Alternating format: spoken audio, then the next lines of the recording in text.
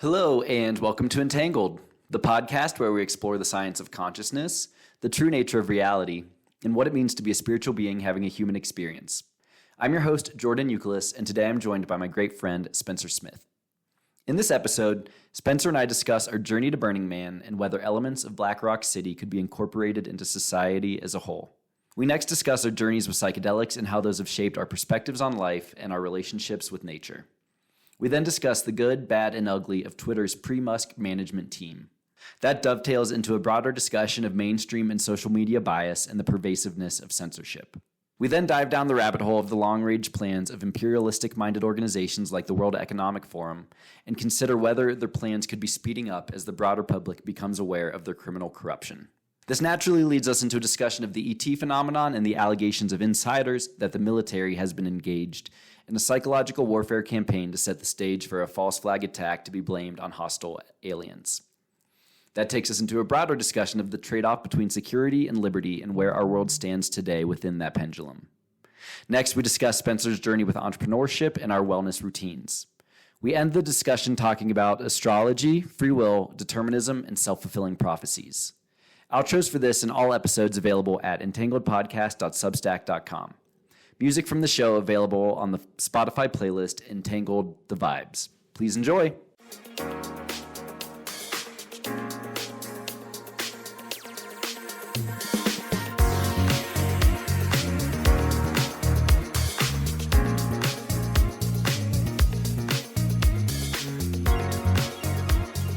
So good evening, everyone, and welcome to the latest episode of Entangled. I'm your host, Jordan Youkilis, and tonight I'm very excited to be joined by my great friend, Spencer Smith. Spencer, how are you tonight? I'm good. It's nice to hear you and see your face, Jordan. How have you been? I've been good, man. It's been fun. It's been about a little over a month and a half now since we had our pretty sick trip out to Wyoming, and so definitely think that's a trip we should talk about some more as well. But maybe to kick things off, Spencer, why don't you tell the folks a little bit about yourself, who you are, where you grew up, where you're at these days? Yeah, of course. So I'm from Metro Detroit. I went to school at Western Michigan University, and then I lived in Chicago for about 7 years after that, and I was working in logistics and really, doing sales and enjoying it and whatnot. And then, eventually decided I needed to move into something more my own. So started my own company. We do sales strategies and sales processes and structures and all that type of stuff. We build those for startups and small businesses.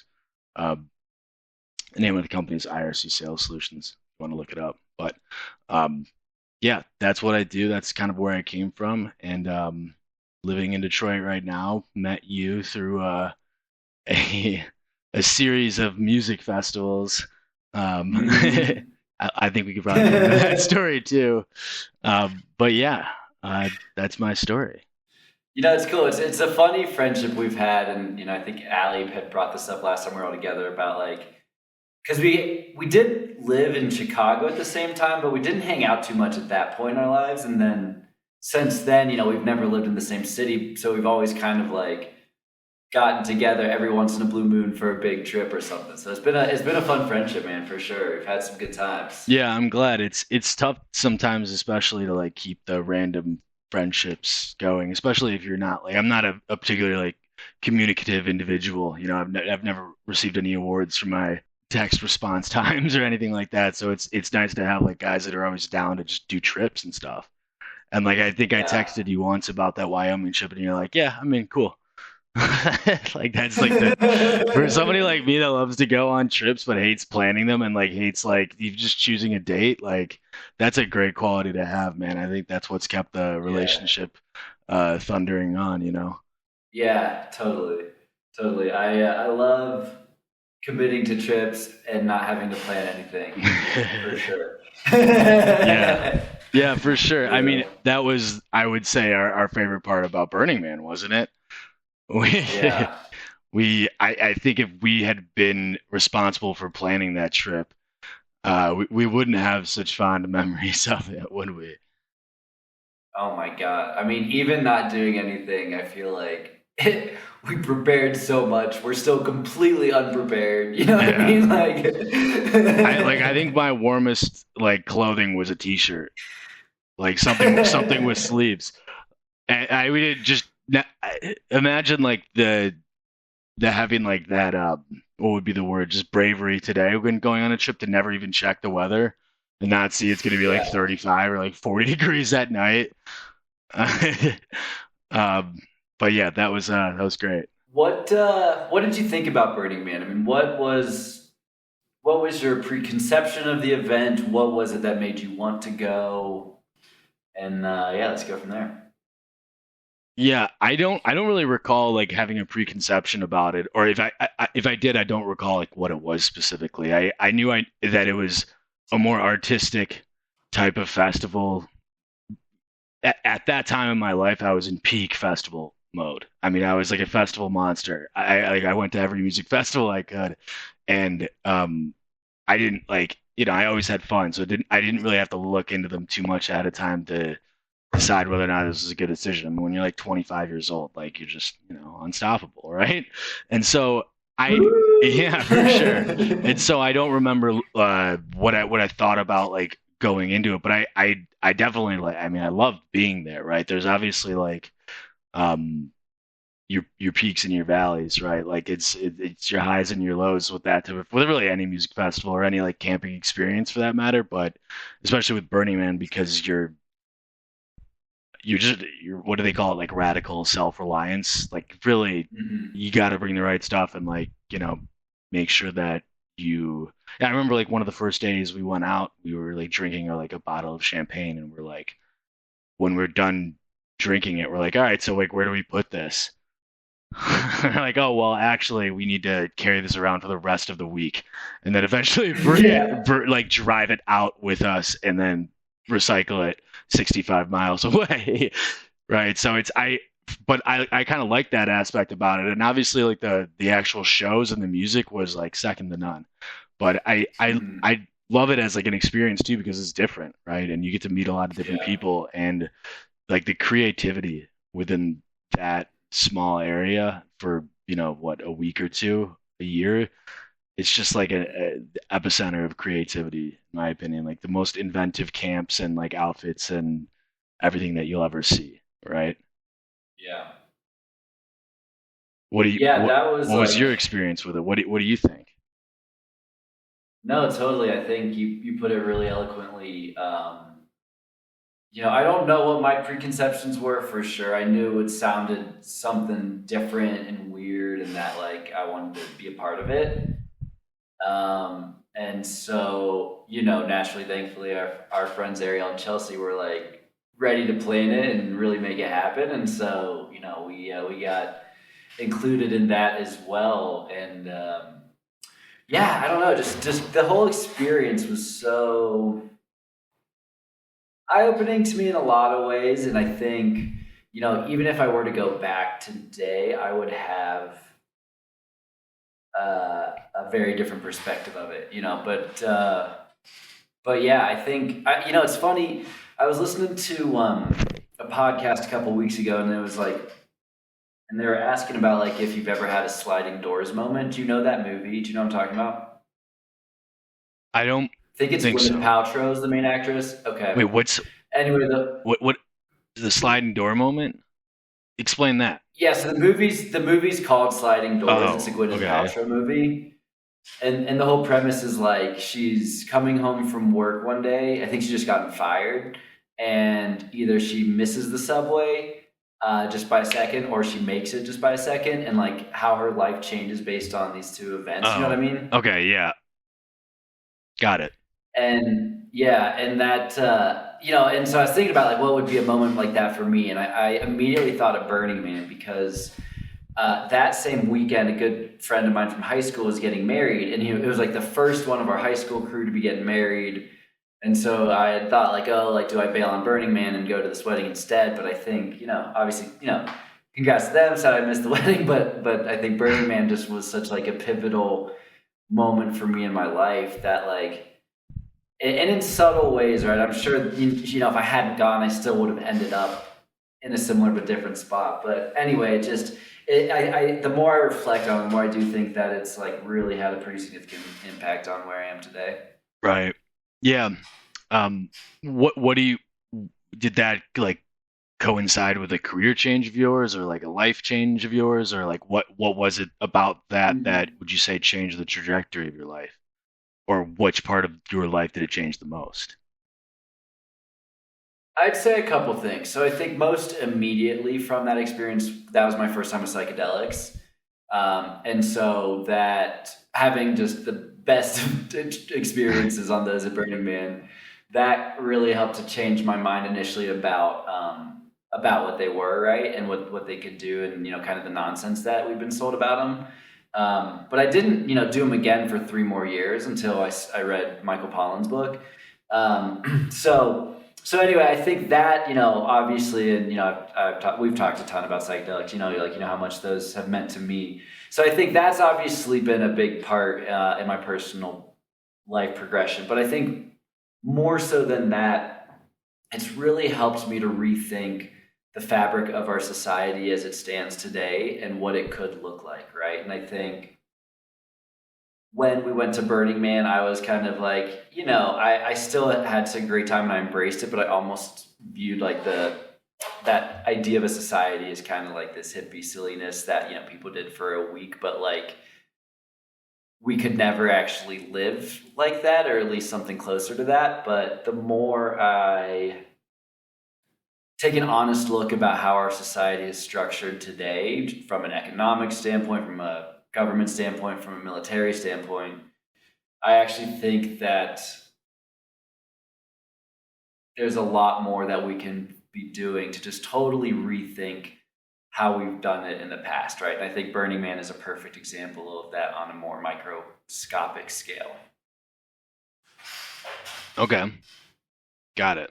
And what about the culture specifically? Because like I love the culture of like being able Yeah. to walk around and really honestly have no earthly idea what's going to be around the next corner. Like it could be something Yeah. really Yeah. cool, or it could be terrifying, or it could be a public flashlight. You never really know with Burning Man, right? Uh, Yeah, yeah. yeah. So that I love that idea, and I love the idea of being able to go into like a really cool party here or a really cool pop up bar over there. But I don't want to do that for more than a week out of the year, right? I don't necessarily see it Mhm. as sustainable, but I see what you're saying in terms of Mhm. it opening up your eyes to like other parts of the Yeah. like a different way of like going about life and just a Yeah. whole new culture in general rather than like the Yeah. 9 to 5 go to work, watch Netflix, go to bed, eat processed foods, right? Mhm. Yeah, and I think a couple specific things come to mind with regards to Burning Man. The first being the economic system and the idea of a community where you don't use cash for transactions. And obviously, I think that the Burning Man ecosystem of trade doesn't necessarily work, but as we both talked about, I think if you can move the entire the entire economy to a decentralized economy, and you can start to like create more, you can create more forms of currency and have really more direct ownership of your economic value, and I think can open that up through NFTs and other kind of decentralized finance structures in ways that we haven't had with a Federal Reserve System that's consolidated, control in the hands of a very small few. So that's, I think, one important way. And then I think the other way is kind of something you were touching on, and just in terms of like the individuality, right? The confidence in just doing something totally weird and artistic and off the wall, and like in that week's time, you're totally free to do that, and you come back to the default world or whatever we call it, and you can't be that, right? Like we live in a society that I think more often than not does not value individuality. And so I think that if we had a society where people were 100% authentically themselves, free to be creative and weird and try new things without, threat of social ostracization, that the benefits to society would be pretty high. Yeah, yeah, that's all great. That's obviously like an ideal scenario, right? Like I don't necessarily think that the decentralized. I don't know. The way I look at Burning Man is funny because I look at Burning Man as like this whole like um just event towards like that type of like free and open society where like all the things that you just explained and described, right? But it's also there because of like Silicon Valley like tech billionaires, right? Like a lot of them are like funding this Burning Man, and which I mean it costs money, and like they charge a good amount for tickets, right? But like there's a lot of people involved with it, like Silicon Valley, that are responsible for the funding and all of the good things that they do for like the city of like I think it's Gerlach that's outside of there. That's like obviously for a month out of the year, not their normal sleepy desert Nevada town, right? But there's like a lot of good that comes from the money that's put into Burning Man. But it's like a lot of things you don't have to pay for. A lot of the experiences are there because of people who got wealthy in today's capitalist society, right? Yeah. Yeah. No, it's a tough thing to think about, and I certainly agree with that. And it's tough because as I think about looking to figure out how we can transition to more of a decentralized economy, right? There's no doubt that you have to do it smartly, and it's certainly not an easy task. And obviously, the people who have the wealth and power today will certainly be instrumental in any type of economic system in the future, right? No matter how much we may try to make it more egalitarian and whatnot. So it's certainly valid points that you're bringing up. I just think for me, it's more just about like, I think humans, and I can only speak to Americans, although my hunch is it's, generally the case across the world, that like in general, we're brought up to believe that, society is structured as it is. You can take it or leave it, but, you can't really change it. And so here's the best you can do is figure out how to be successful within the confines of the existing structure. And I think for me, for Burning Man, it just gave me the conviction that you can change the system as well. Yeah. Yeah. I think that a lot of that you're not giving yourself enough credit for, though, like on your own. Right. Like I feel like if you hadn't gone to Burning Man, you still would have realized a lot of these things. It may not have been that For year, sure. but like I think that comes with maturity and getting to understand like the government and like the justice system and just like the corporate ladder and stuff. Like you get a little bit of experience with each of those things, and then you start looking for other ways to live life, right? Like you don't want your happiness to be determined by any of those, right? So it I think that it's something that you would have come to on your own, being a smart and like an intuitive guy that like you don't just kind of like put your head down and go through life, right? Like you're always looking up to the stars to like learn more and whatnot. So I think that Burning Man was good for you, and I'm glad. I like that's great that Burning Man was great for you, and I'm saying I think that like you were probably already having that experience or soon to be with like waking up to like, okay, I don't know if I want to work at like this consulting or what was it, VC firm, right? Or PE. Yeah, PE. Yeah. But yeah, no, I that's good. I think that like in that instance though, like it's the psychedelic aspect probably helped, like was kind of like the kicker, right? Like I feel like once you do that, you can't really go back. Like it kind of like the cat's kind of out of the bag there, and it like helps your brain make fundamental changes that you just weren't comfortable with before, right? Yeah, totally. And I think you're right about, would I've got to a similar place anyway. And it kind of gets into, I think there's an element of both. We have free will and there's an element of fate too. So it's kind of like the universe is always unfolding. It's up to you to manifest how exactly that plays out. I'm curious to get your thoughts as you're talking about psychedelics. What has been your journey more broadly with psychedelics? Right. So, I'm trying to remember right now. I wasn't I that wasn't the first time. Burning Man wasn't the first time.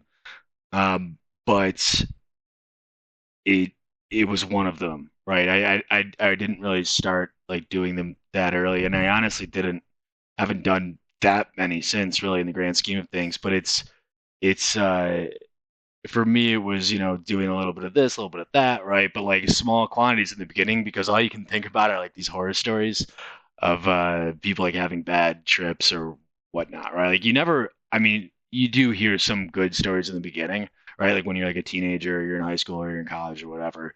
But a lot of the stories that you hear in the beginning about that type of stuff, especially a drug called acid, and like such a Yeah, right. like that's the Like, least. they need a new PR person. Yeah, exactly. That's a terrible name. So scary, right? So the Yeah. maybe you do hear good things about it, maybe you don't, but like I remember the bad stories of like people going wild, just people going crazy and being like, yeah, I'm never touching that shit again. And so like that, you'll swear it off for like a year or two, and then you have to renew the lease on like swearing off a drug that you don't know anything about, and eventually that kind of caves in, right? Whether it's at Burning Man or like somewhere else. But once you do it, obviously, then you kind of you see that it's not all the Yeah. scary things it's cracked up to be, right? Um, Yeah. I like primarily have done it in nature. Well, in the beginning, right? Like that's definitely some place that I find it to be really like life changing. Um, Mhm. like you can do that type of stuff at like a music festival or whatever, and like it's a more fun music festival, but it's still a music festival. But if you do mushrooms or whatever uh, drug of your choice is, Yosemite or a national park or Moab or someplace Mhm. where it's like already pretty crazy to be out there, like you feel a different connection with the earth, and you feel a different connection with yourself in relation to the earth. And I think that's really what started it for me and got me to look at it as not really just a drug.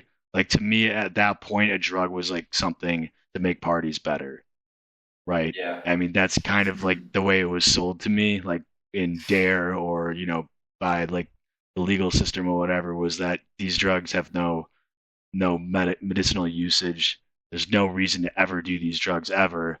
Therefore, if you do, you're a criminal and you're like a party kid, and you're gonna be a fuck up, right? So uh, then obviously you have those moments when you're out in the middle of nowhere, and you're in a forest or you're in like a desert or whatever, and you're on mushrooms, and you're looking up at the sky and you see like a million different stars you've never seen before, and you see like pretty much nothing as far as the eye can see, and you can't see other people, you can't see animals, like whatever. But then in that moment it's more uh transformative into like helping you realize like man, like your life is like a lot bigger. Your meaning in life is a lot smaller than like you really think it is. Like the whole world is not thinking about you, or whatever you did today, or if you worked out or if you didn't work out, or if like you got your to-do list done or not, right? It's this whole thing. It's just this whole big thing, right? So I don't know. I think like having those types of moments where like you see the world in a whole different way.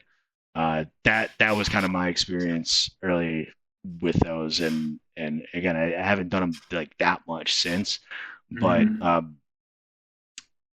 yeah, I think that's really like it's a gateway to experiencing like a different kind of connection with other things. Yeah, for sure. And it seems like being close to nature is something that has increased importance for you as you've gotten older. Would that be fair to say?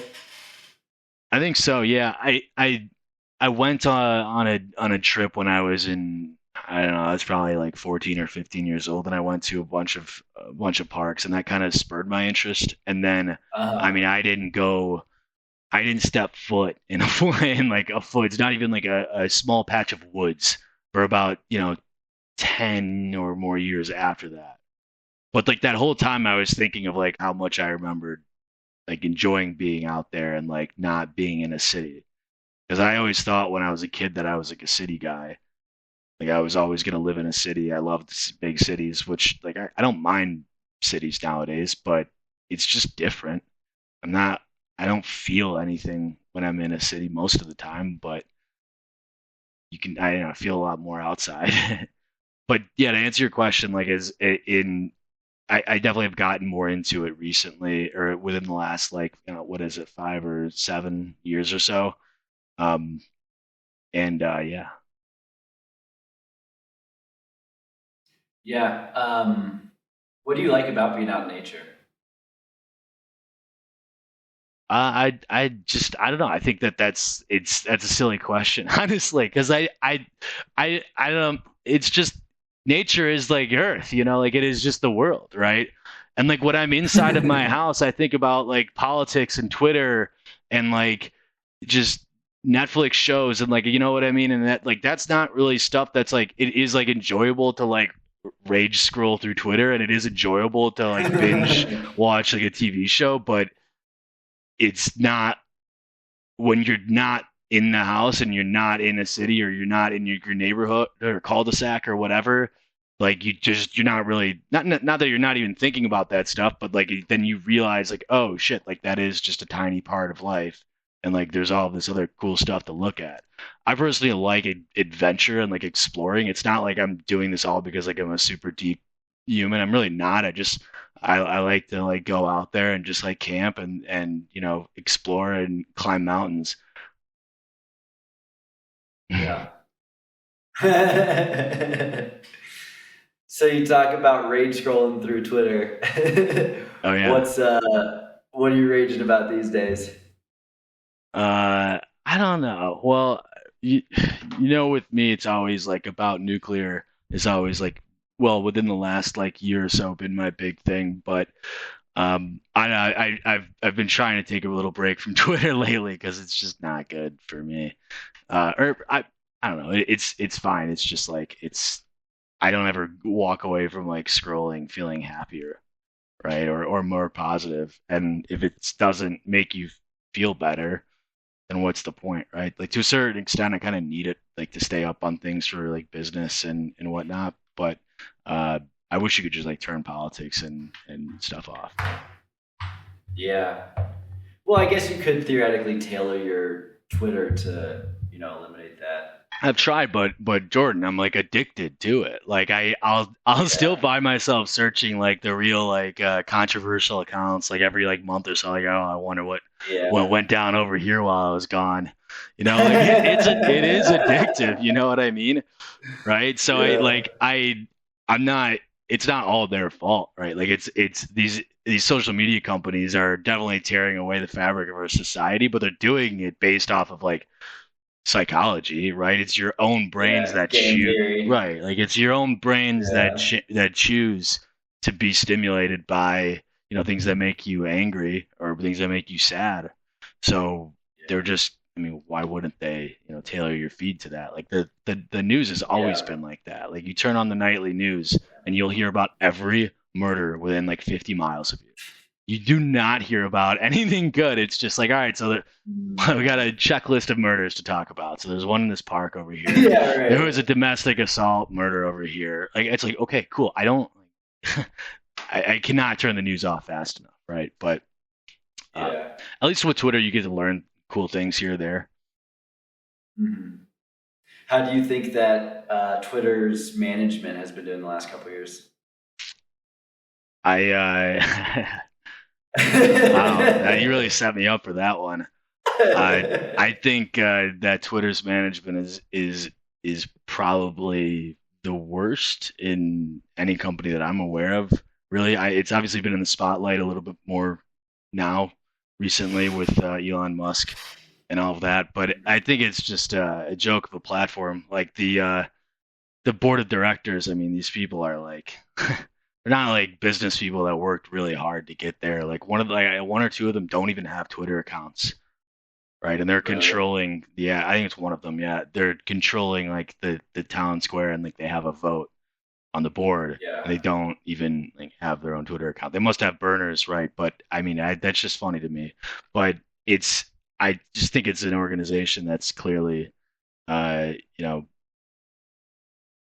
wanted to do things their way, right? And do, which is like Mm-hmm. okay. Obviously, it's a public, it's a corporation, right? Like that's what they want to do. But what's annoying about them is that they're not honest about it, right? Like in fact, they just come out and Yeah. straight lie about things. The way that their content moderation policy works, the way that their algorithms work, the number of spam bots that they have, like all these things are like just horrible problems that they just seem to be completely oblivious to, but completely oblivious to the fact that like there's people that are able to look at the facts and like look at like the political donations of for instance of the people that work at that company and see that oh well it's 99 point what was it 8%, 99.8% Something of insane. them Yeah. of the political donations from Twitter employees are to the Democratic Party, and they simultaneously will say that there's no left leaning bias, right? And which is just hilarious because I don't understand how you cannot have a bias if like that's what you're into, right? Like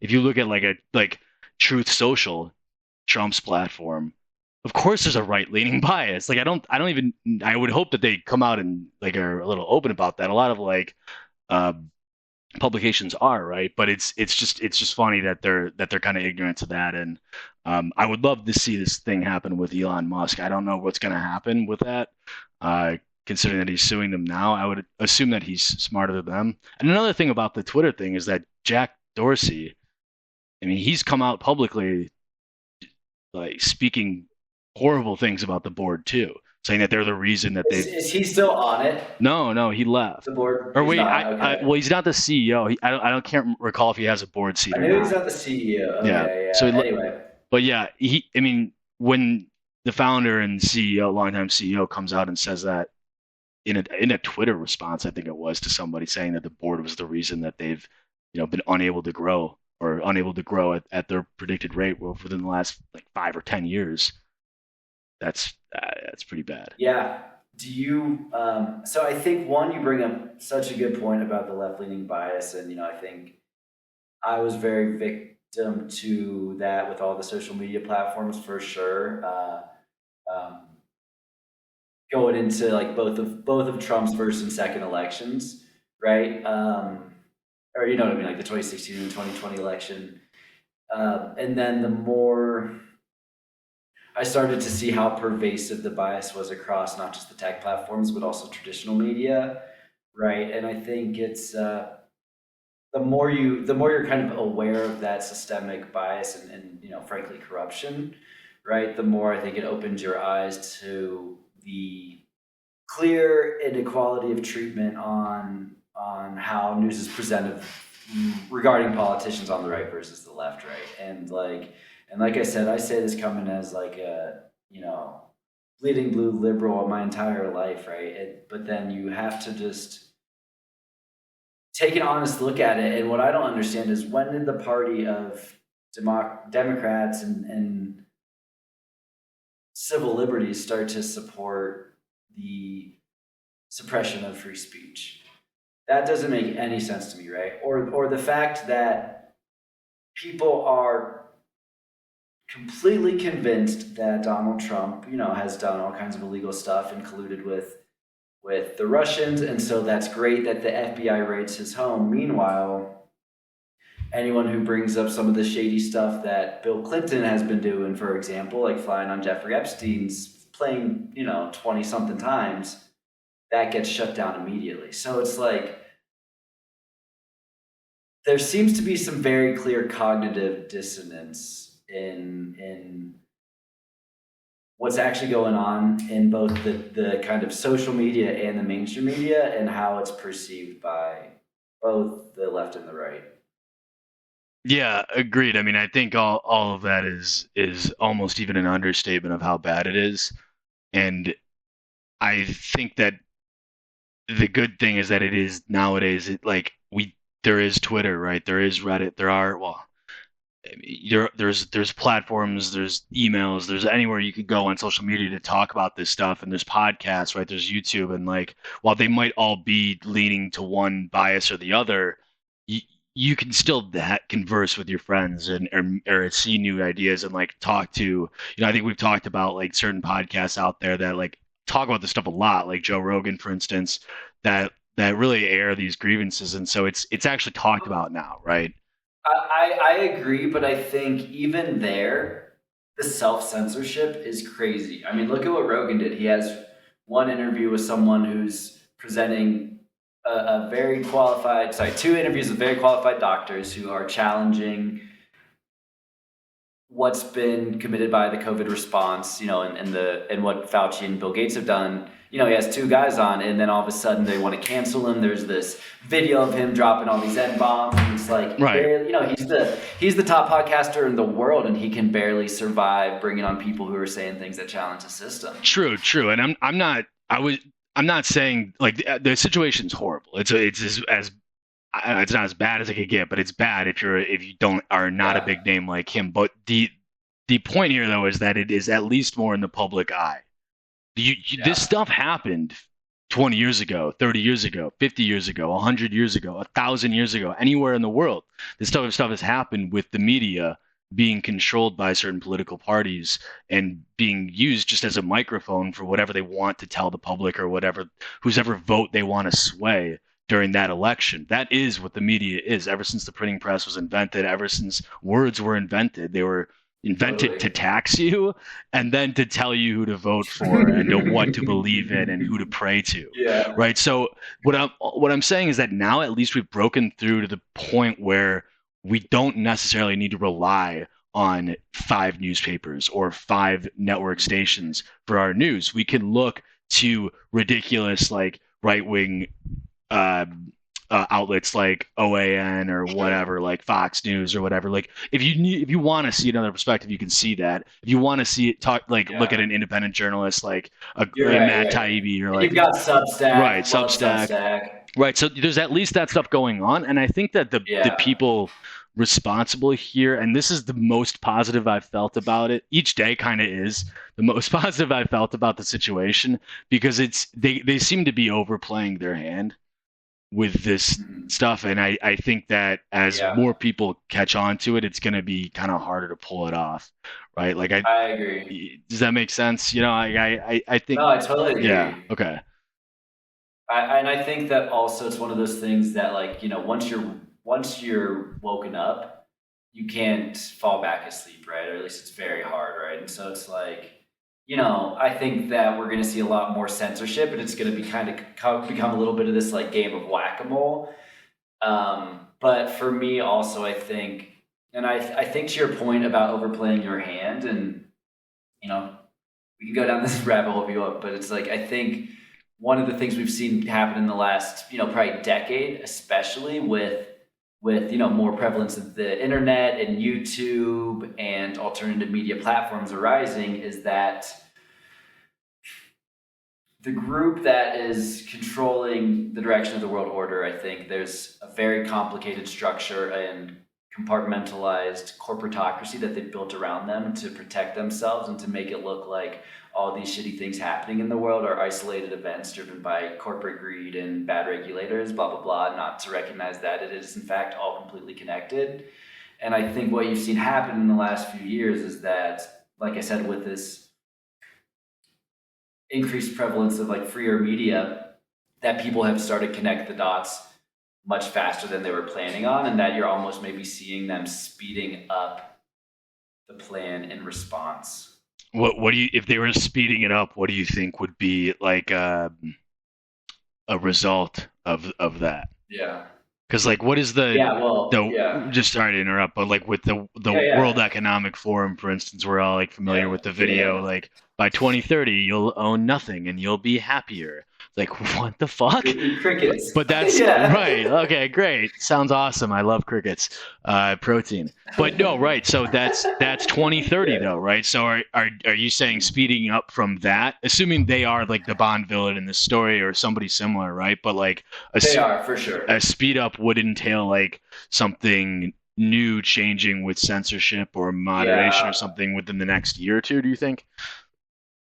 Yeah, it's a good question. I can't say like exactly how or what it, necessarily would have looked like otherwise, but I mean, I think, look, obviously, as we've talked about before, I certainly think that COVID-19 was a false flag, and I think that it was sloppier than maybe it would have been otherwise if things weren't getting out of hand, because that has been a huge way for them to start increasing censorship, to increase surveillance, to start getting people more comfortable with this pharmacological model where whatever we tell you, you're going to inject, and you need to be afraid of other people and not look at them in the eyes or the face, right? All this kind of stuff. I think that has definitely been setting the stage for it. And then, candidly, I think the other place where they might be speeding things up is on both the conflict with Russia and China, and then where I think they're heading after that is a conflict with an extraterrestrial quote unquote threat. So, I think those Oh, two we went all the way events maybe are there. gonna kind of be speeding up the timeline. Look, I certainly don't know, and this is definitely a lot of speculation, but this is just kind of reading through the tea leaves, maybe what could be happening. Totally. Yeah, that's interesting. I do you, where do you think that the extraterrestrial thing comes in? I mean, does it Yeah, do you think that's part of the plan? Are they like waiting? yeah, So how are they? I explain that for me. I need, yeah. yeah, for sure, for sure. Are you familiar with Werner von Braun? Does that name mean anything to you? Not really. I think I recognize it from Okay, you.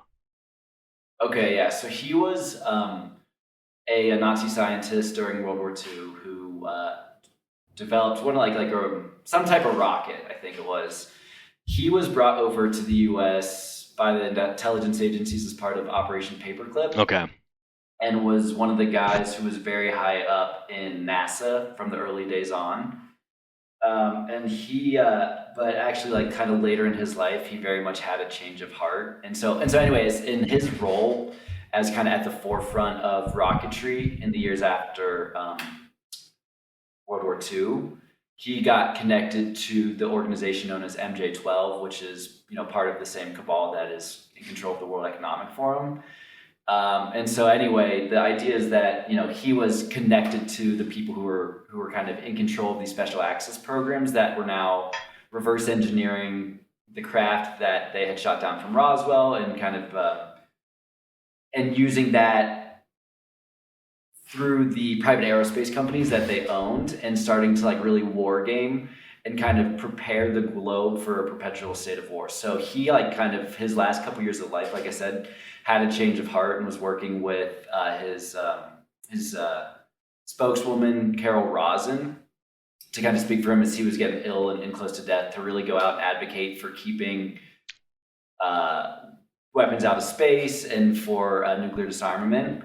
And so anyway, she said that on his deathbed, he confessed to her that like there's this decades long plan that's been in the makings. I want to say he died in like the early 70s, but that this MJ12 group has this decades long plan to orchestrate all these wars, right? That first it would be the Soviets, then it would be terrorists, then it would be third world crazies, then China and Russia, and then ultimately it would be a faked hostile extraterrestrial threat.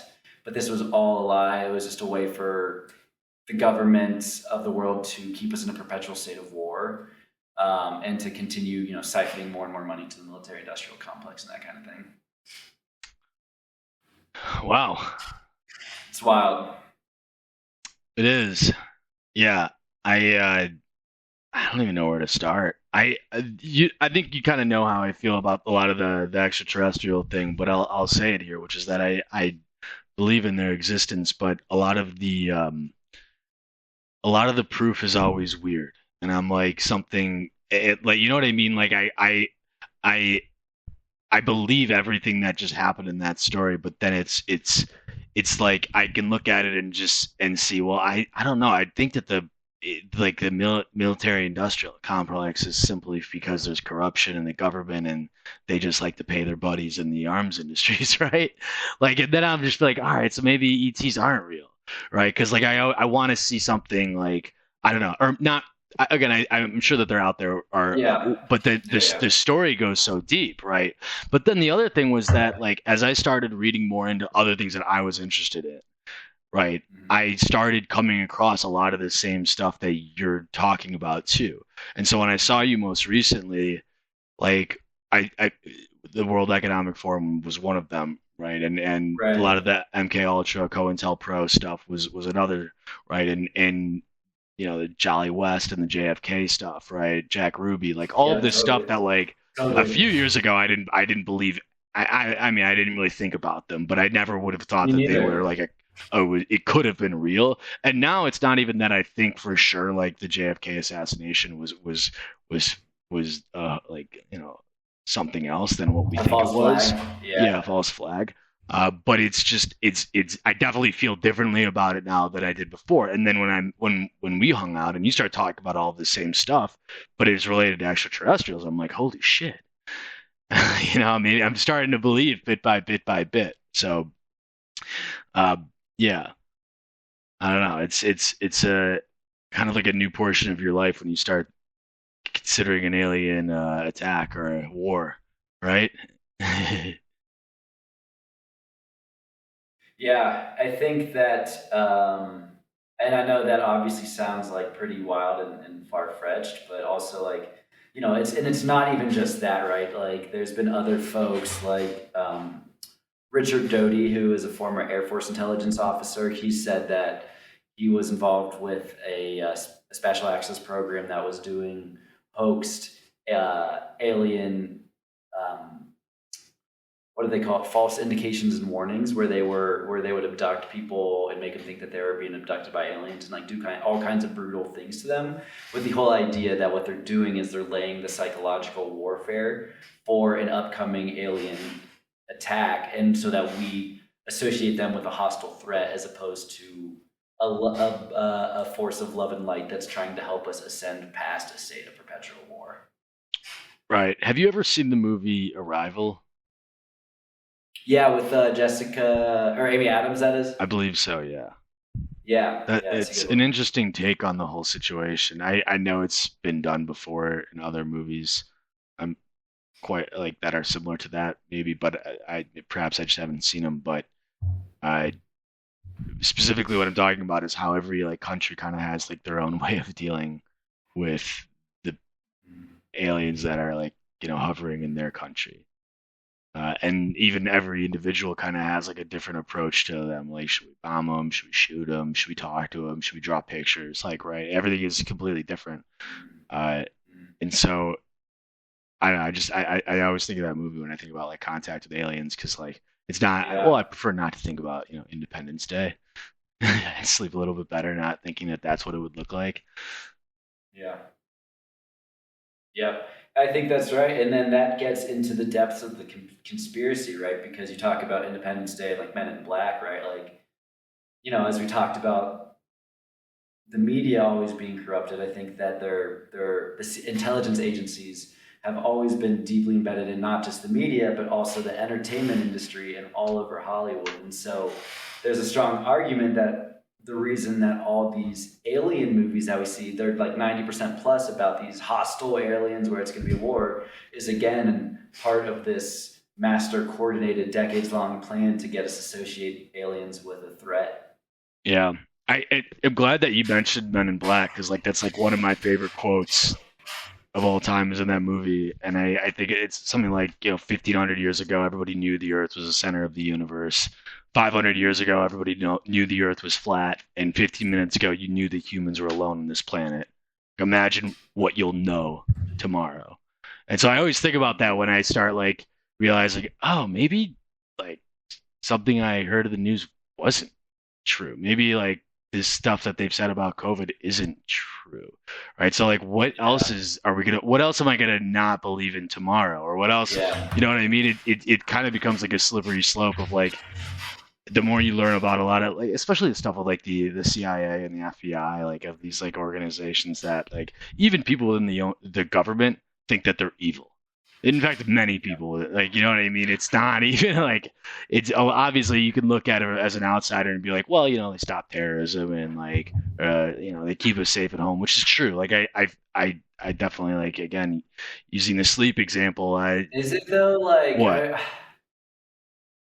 I wonder how much tangible benefit having the intelligence agencies has actually brought us from a terrorist Well, attack, right? And like, sure, but I would. you know what I mean? What could you imagine not having any intelligence, military I mean, intelligence? I think that's hard to say because that would require us having a completely different military like outlook, right? Like if we were like a Sweden, right, where we're not the guys that are all around the world being the BSD, then I think it doesn't make sense to have intelligence agencies. But when we are the one, because you have to, yeah, I mean, Spence, like we are clearly the most powerful military industry in the entire world by far.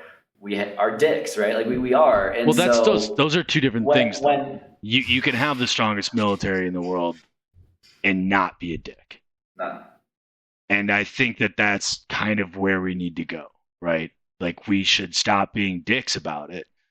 yeah, But still I like the fact I don't think that the military budget is where it needs to be. Like obviously it could be a whole hell of a lot lower. And obviously like we could be involved in a lot less skirmishes and a lot less like sure. liberating and potentially good but usually bad things that we do abroad. But I do think it's Mhm. valuable to have the strongest military in the world. I think that if we didn't have that, we would be worried about different things nowadays. We would be worried like that there are bad people out Yeah, there. I hear what you're saying, and I think and that also plays into if we weren't the strongest, right? Which country would be the strongest?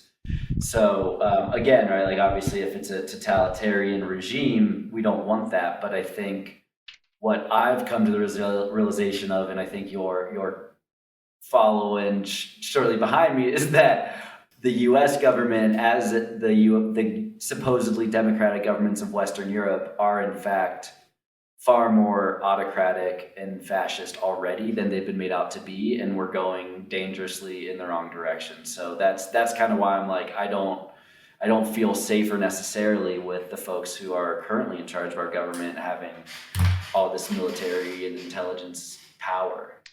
Sure. And I agree with that, right? The problem is that too often they turn a weapon that's supposed to be used as a deterrent and they use it on the Yeah, offensive. And many of those yeah, times it's used offensively to our own citizens, right? Like these, I mean, we all know like what happened with the Patriot Act and like how it was essentially the death of privacy as we know it in America. And you don't get those rights back. Once it's signed, it's done. The interesting thing about that too, which I think you and I both realized at the same time when we were watching the show the other day, was that Joe Biden wrote the Patriot Act and hmm doesn't really get credit for that. You don't hear about that much in the media. If Donald Trump had written the Patriot Act, yeah, I just imagine, right? So, but either way, I mean, yeah. not to get into that, but again, I'm very uh, liberal about everything aside from like taxes, military, and gun control. And I think that with the military, again, I don't like it being massive, but I think if it was used correctly, which it will never be, then I would feel I would be okay with it as like a deterrent, right? And Yeah. the classic example of this is something like in Israel, right, where it's like if they don't invest in military, if they don't invest in defense, they likely won't be a country for much longer, right? And you could say that about other countries too, but that's just obviously an easy example because they're an easy target. But to Mhm. some extent, you do need that type of thing because bad people will come and they will do bad things. Like France, for instance, has generally speaking a pretty lax like policy when it comes to immigration, and you don't see them fighting in any wars. I mean, not in the last 200 years or so. but they have like one of the highest terrorism rates in the world. I think especially maybe number one in Europe too. And it's like they're I'm not even just talking about terrorism. I'm talking about like just bad people in general, right? Like Yeah. so it is like a you can't really have your cake and eat it too there. As soon as you start, uh, I don't know. I think I've said enough. I hear what you're saying. I agree with that. I think yeah, I think it's definitely a delicate balance, right, between right security and liberty. But my view is that we've just swung way too far into the I'll give up anything, any liberty for a little bit of perceived additional safety, right? And like Oh, you for talk about sure. being liberal on most things, like for me, like I don't understand when being liberal meant that you support the abrogation of free speech or that you support people having no right to say what pharmaceuticals I want and what I don't, right? Like that's what's scary to me is that like and I think it all comes back to frankly the people behind the curtains spending more time getting us to turn on one another than recognizing what the true problem is, right? And that in my opinion is that the people who have consolidated all the wealth and power are a bunch of dicks who are literally driving our country, sorry, our world into a very scary dystopian future, right? I mean, there's no way to mince words about it. I know it sounds conspiratorial, but that doesn't make it untrue. And so anyway, the point is that like what I was trying to say is that like what I don't like is how we've been forced into this like groupthink me versus you mentality where it's like either I believe in science and vaccines need to be taken by everyone all around the globe regardless of age or demographic, or I'm alt right and anti-vax, anti-science. Like how is that our two options now?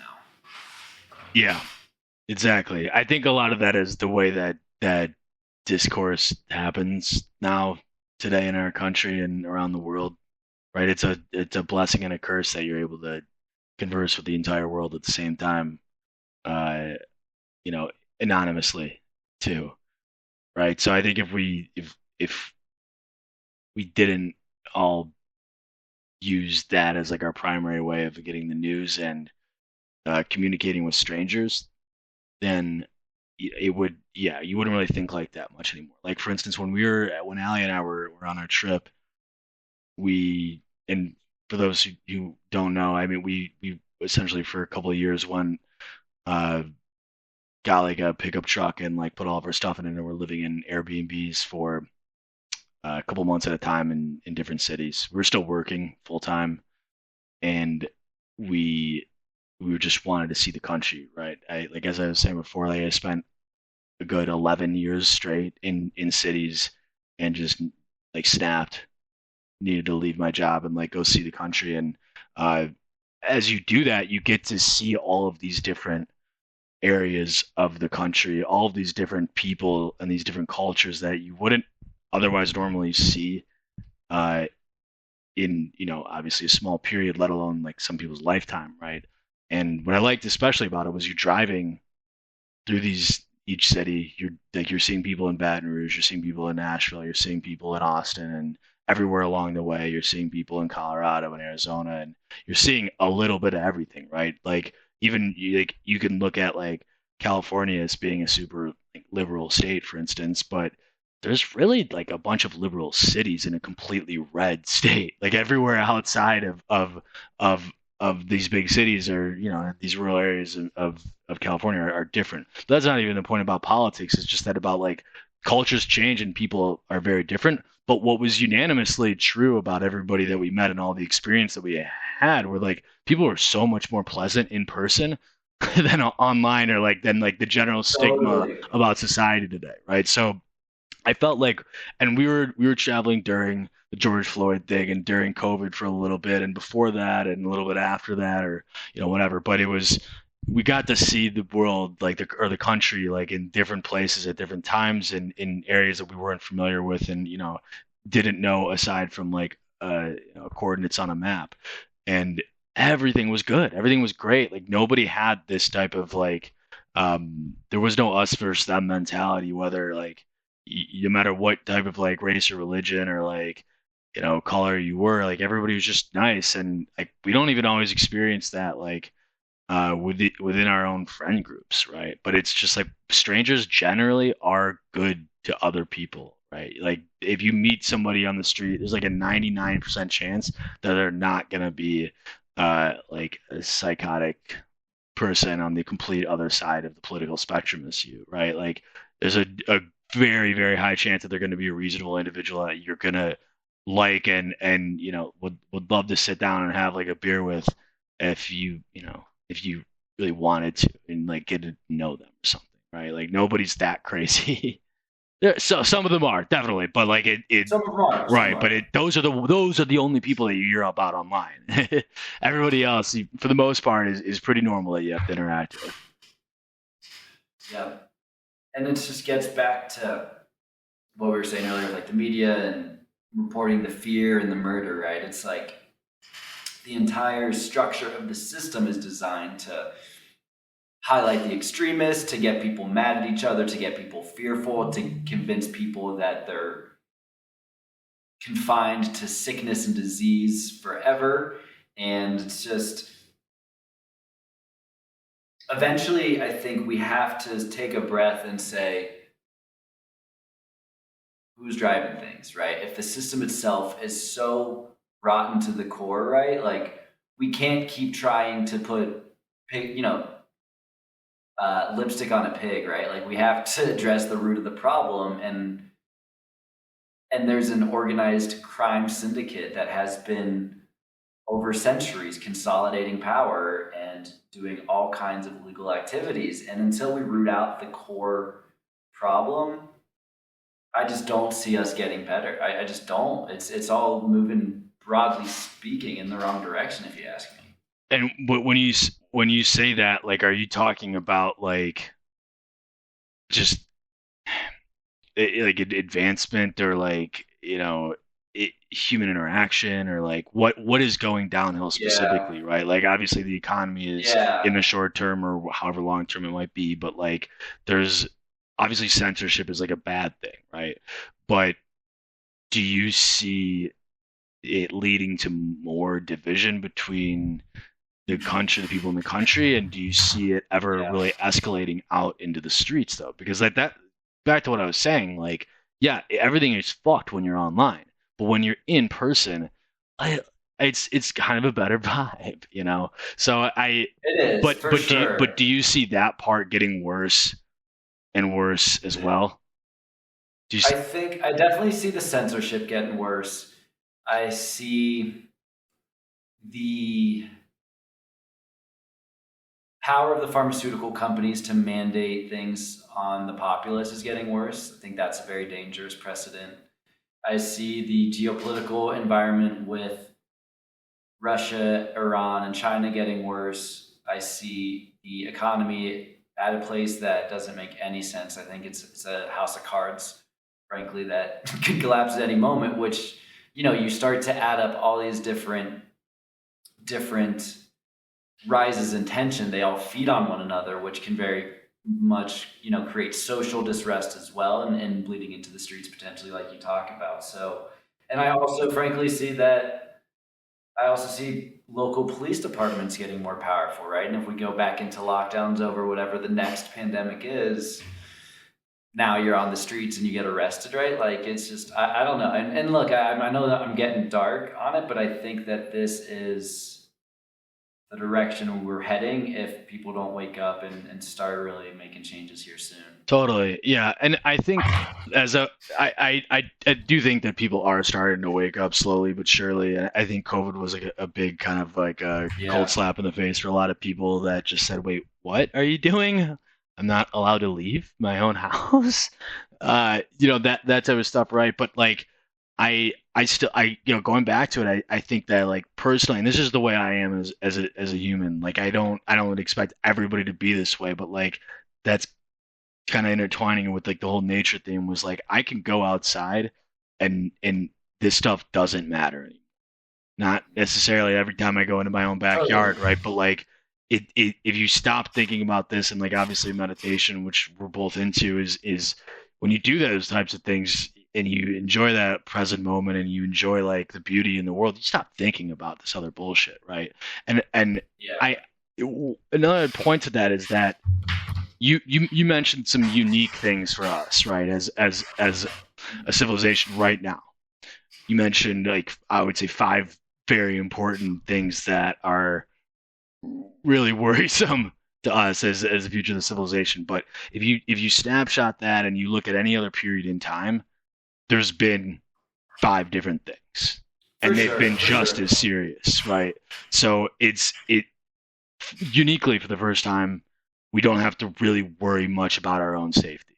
For in our lifetime, we don't really have to worry much about just China invading the United States or some other foreign power invading the United States, right? We don't really have to worry much about war. Like, I'm not saying that it's not possible, it's definitely possible.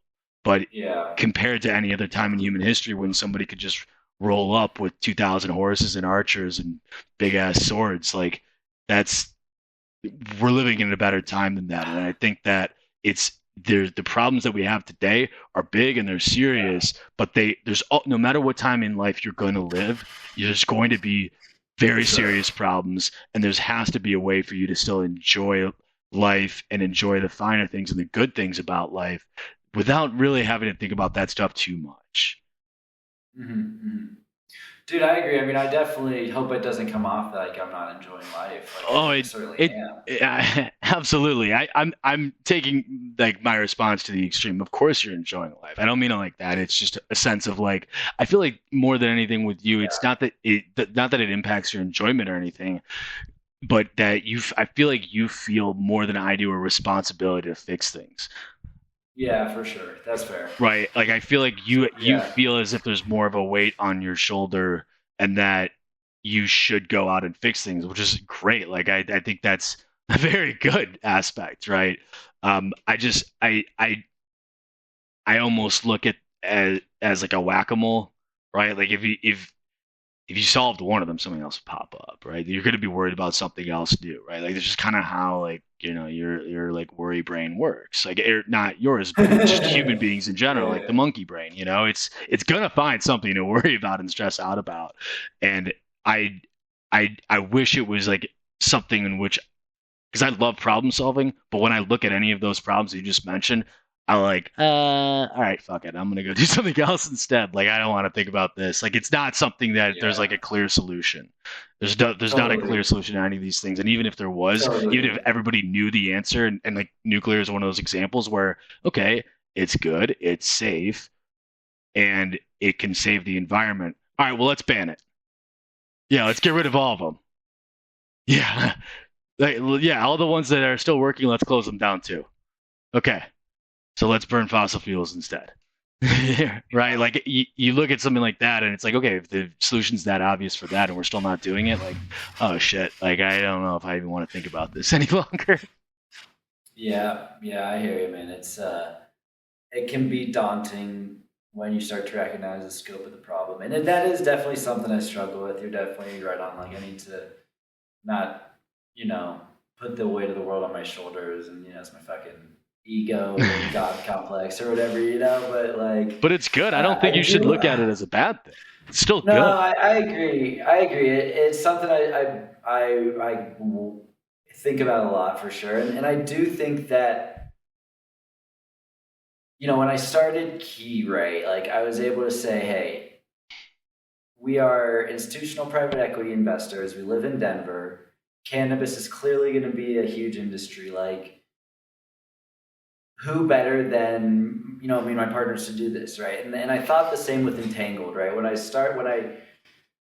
I was awakened to both spirituality and the UFO phenomenon and the depth of the corporatocracy and the cabal, right, and kind of all their interrelation to one another, and for the first time felt like I had a clear view of at least a directional path into what was truly going on in the world.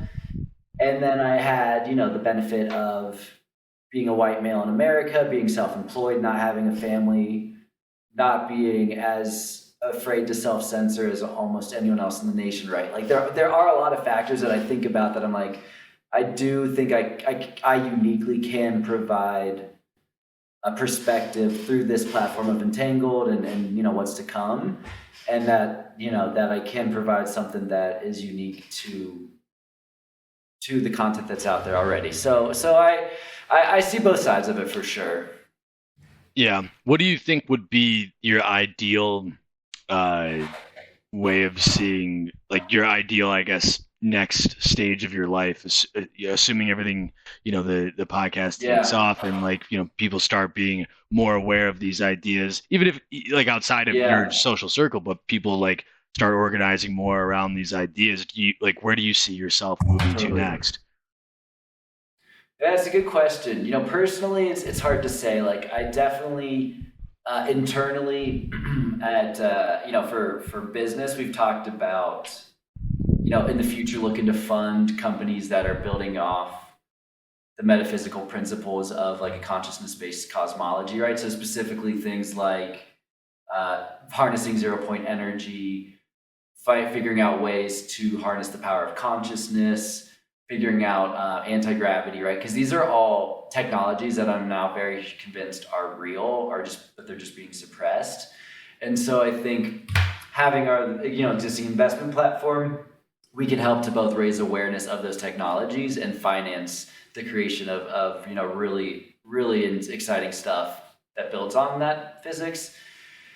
And then on the more like, I guess, personal side, right? I don't know where I go from here. I mean, I'm doing that master's program. I maybe want to.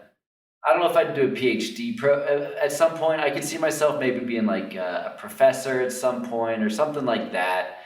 But I definitely want to write too. For sure. Like I write a lot for the podcast already, and I want to start writing books too. So the biggest thing is there's just a lot of stuff I want to do. I gotta just figure out how to prioritize and time it out a little better. Yeah, of course. Well, you're in a good position to do that. And I think that that's like a very freeing thing for many people, which is like having like, your own schedule and your own boss and like being able to like really like do the things that your brain wants to do when it wants to do them, if that makes sense. Like it's nice to have like side projects that you're working on, or like things that you're reading into or learning, or courses that you're taking, because like for me, for instance, like I can't like I've been in sales my entire life, and like I have a I can talk about sales like all day long, but like sometimes I can't create content. Like I can't. Like I can't create a lesson, or I can't create technology like that I want to create. Like my brain won't think about sales. Like no matter how hard I try to get it to think about like the most like remedial things about, I can't do it, right? And in those moments, it's like, all right, I'm gonna go work on like something that I'm passionate about instead, right? And I think like for me, I'm hoping that one of those things that I'm passionate about, right, becomes like the new business, right? But for you and I right now, I think a lot of like what we're doing is taking things that we're interested in and that we have experience with, and that we're uniquely positioned to be able to make like a a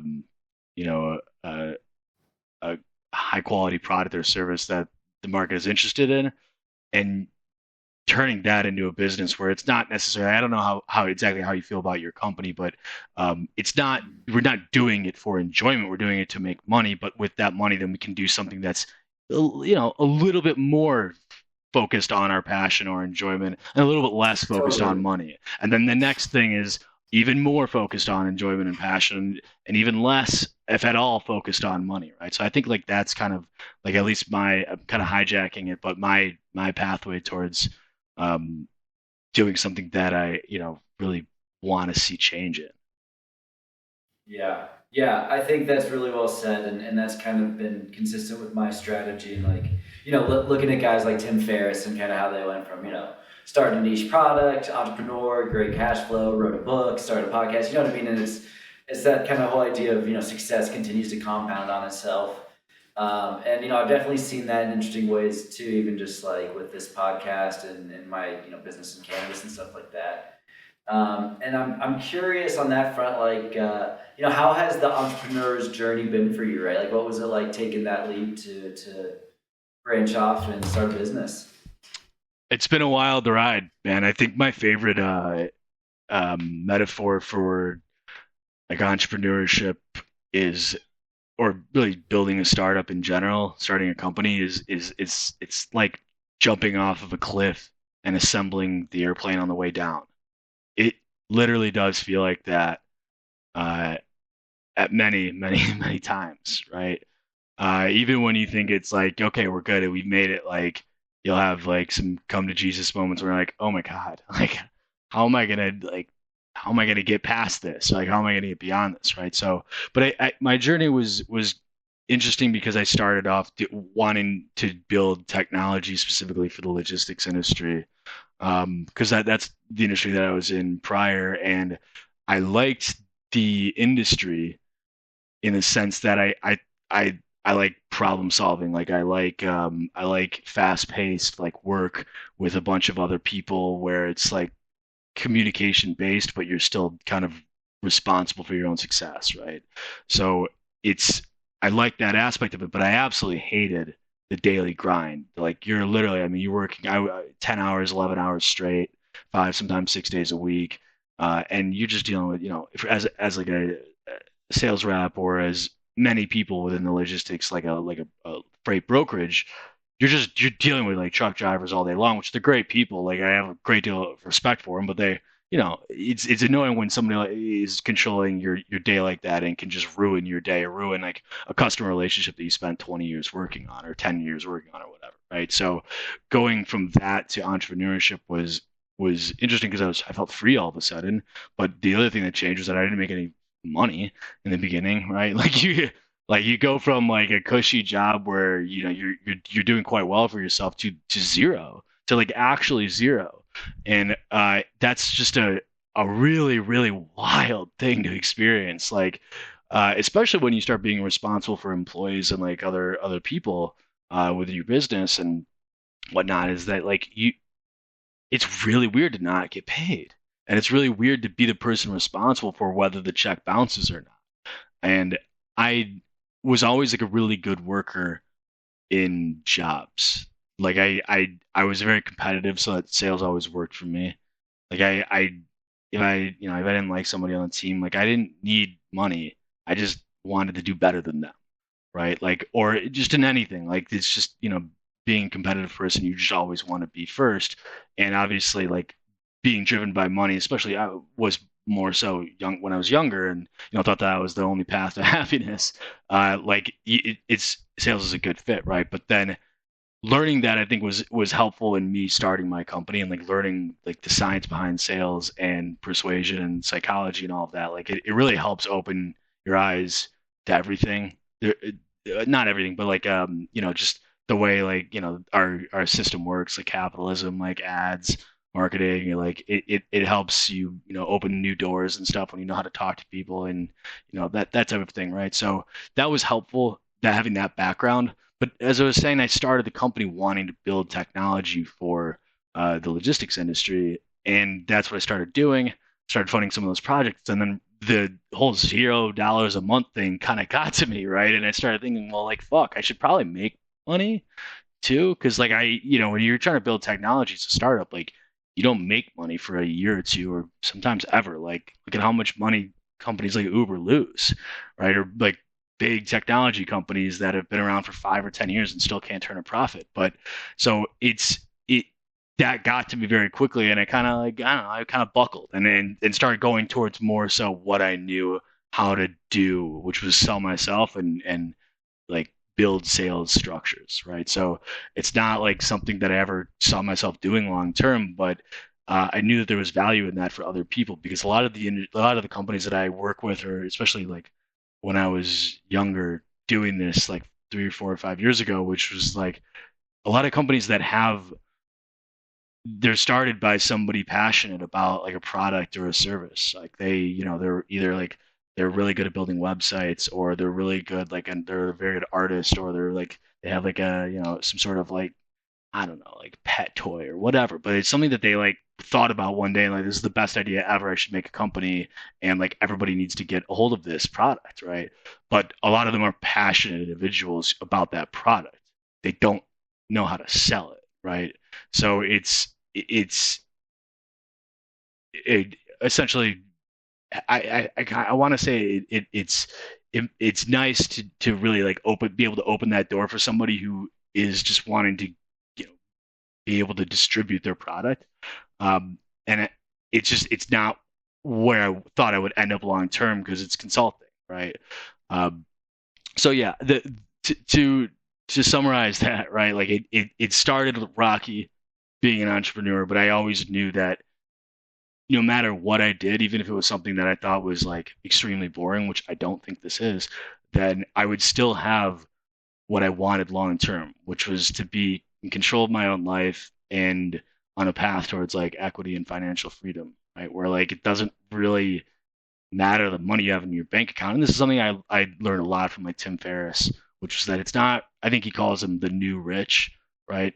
It's like a term he uses for people that like they're rich, but not with money. They're rich with like time. Like they have the ability to like go and travel and like work from other cities and like, if they want to take a day off, take a day off, like that type of thing. You get the benefits of being rich without actually having those zeros in your bank account necessarily, right? So that's really been why I got into this stuff in the first place and why even though there's been many, many like rough days and rough nights, especially early on, why like my experience with entrepreneurship has been definitely a good thing, right? It's definitely been a positive thing, and I've always felt Yeah. hopeful about it, even if I was like scared shitless on that particular day. Yeah. Damn. Yeah. No, that's cool, man. It's dude, those days when you're just like sweating midnight, like is it gonna make it? Like God, it's not for the faint of heart. No, not always, but it's also like it's a lot of it is just having like confidence in yourself that you're gonna make it through and like having like the financial Yeah. stability to do it in the first place, right? Like if I had a child when I was younger or something, like I would still be working at a larger company probably. I it's not that you need a ton of money to start a company. In fact, you really don't need any. If you don't need relationships, like you don't need a degree in that, like you don't need any of those things. Like most of the companies that, not most of them, but a lot of the companies that we talk to on a daily basis are like they just fucking wound up there, man. Like they're just there and they're just trying it, and a lot of them are gonna succeed. Like you don't need any of those like those things that are helpful. You really just need like the confidence of like, okay, I'm gonna quit my job today. I'm gonna start Yeah. this business and I'm gonna make it work one way or another, right? So like I Totally. I, I try to stress that part to people who are like still in jobs or careers that they're not happy with. That's like literally like you can start new tomorrow. Like you literally don't need to do this if you don't want to. You can find another job, you can freelance, you can do whatever it is that you want to do, but you can change your trajectory if you're just confident about it and you save up a couple $1,000s. And you obviously you need to have like good spending habits and not have Mhm. like $3,000 a month in car payments, right? Like that's obviously a Mhm. prerequisite, but anybody can do these types of things. Don't need to be special. God knows you don't have to be smart, right? Like it's just a matter of conviction a lot of the times. Yep. Yep. Totally. And I think the other thing that is good too, when you talk about like, you don't need to overcomplicate it, right? Like, um, is the idea of like having a lifestyle business, right? Like if you just have something that's enough to make you a steady cash flow each year and enough that it supplements your normal working income or gives you enough that you don't need to like work a normal 9 to 5, like that's great, right? Like we don't all need to invent the next Facebook or Uber that's this multi-billion-dollar company that's going to take on all this venture capital financing and grow at all costs, right? Like at the end of the day, if you're having a happy life and doing what you want to do, like that's a pretty incredible outcome too. Yeah, for sure. And another part about that, which is like I think I can't remember, but I think it's like Mark Cuban said something about this. And I know like I think like Scat Galloway or something too. But like a lot of people have said this quote. It's nothing original, but it's that like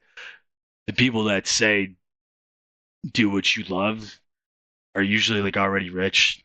Like it's you don't necessarily need to do what you love. Like it's in fact that's like kind of bad advice a lot of times. In what I mean is like you or what they mean, what the like meaning here is just like you can also do something that you're good at and that you can make money doing, so you have time to do all of the other things that you love, Mhm. right? Like if you really, really love being a teacher, then by all means, like go be a teacher if that's going to make you happy. But if you happen to be really like into teaching or like you really want to go into teaching, but you happen to be like a beautiful programmer, maybe program a little on the side so you have enough money to teach the rest of your life. You know what I mean? Like you can also do Mhm. things that you can make good money doing so that you have the rest of your time to be whoever you want to be. Yeah, yeah, totally. So as you talk about, the idea of starting a company and then progressively going to the next step and, kind of doing things that are more in line with your passion, what are you thinking for next steps? How are you going to be who you want to be? That's a good question. Do you mean like within my current company or just like me as an individual or like I think both. Yeah. for What do you sure? think? What do you think the next call it 2 to 3 years has for you? Oh, I never know.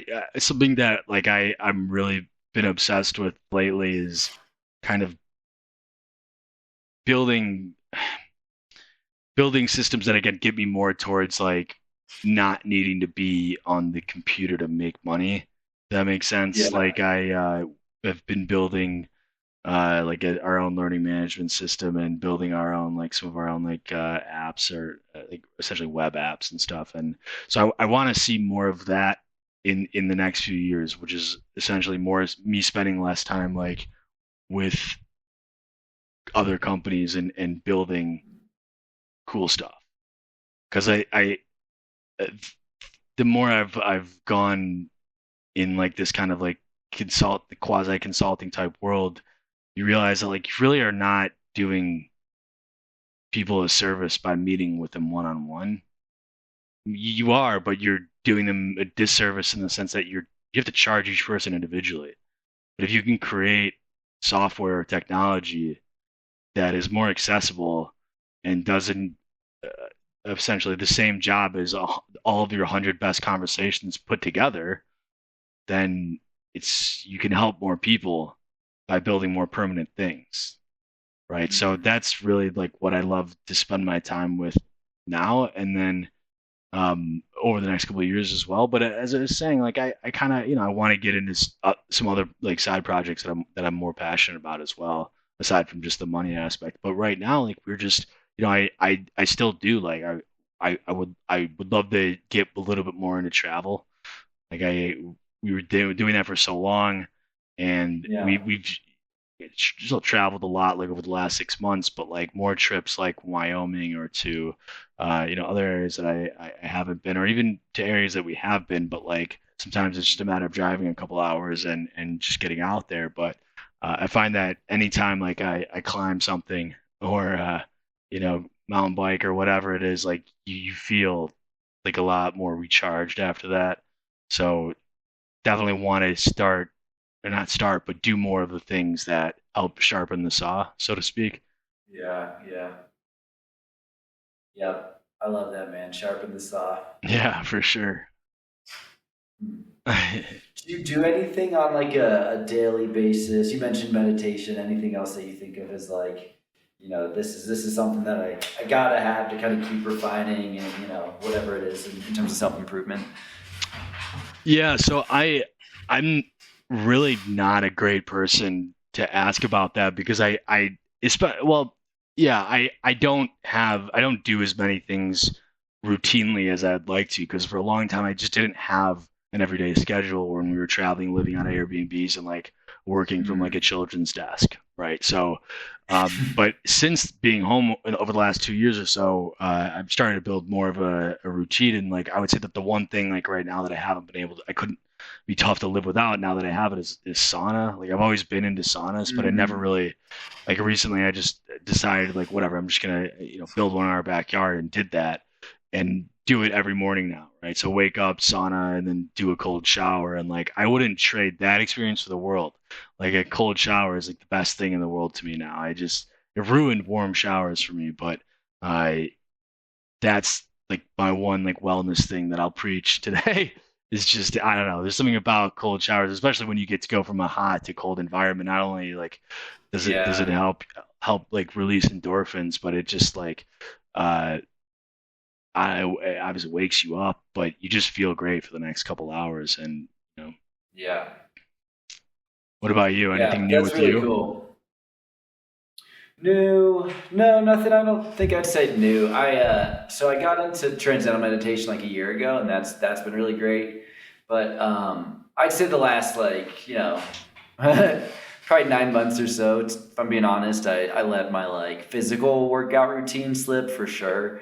So now that I moved, I joined a yoga studio, and so I'm like really trying to like get back into a good physical workout routine schedule again. Have you been somebody that usually like goes to the gym or can go to the gym and in like not only I don't want to say enjoy it, but like stick to it Mhm. like over years and years? Because you know what I mean. There's people will that I know or that you know that like have gone to the gym like every week of their entire life. Like my mom's one of them. Like literally, you cannot hold them back to going to the gym. And like for those people, it's just the way they live their life. But like I Yeah. personally know like I'm not gonna try to do those types of like workouts or anything anymore because like it's not I can't stick to them, right?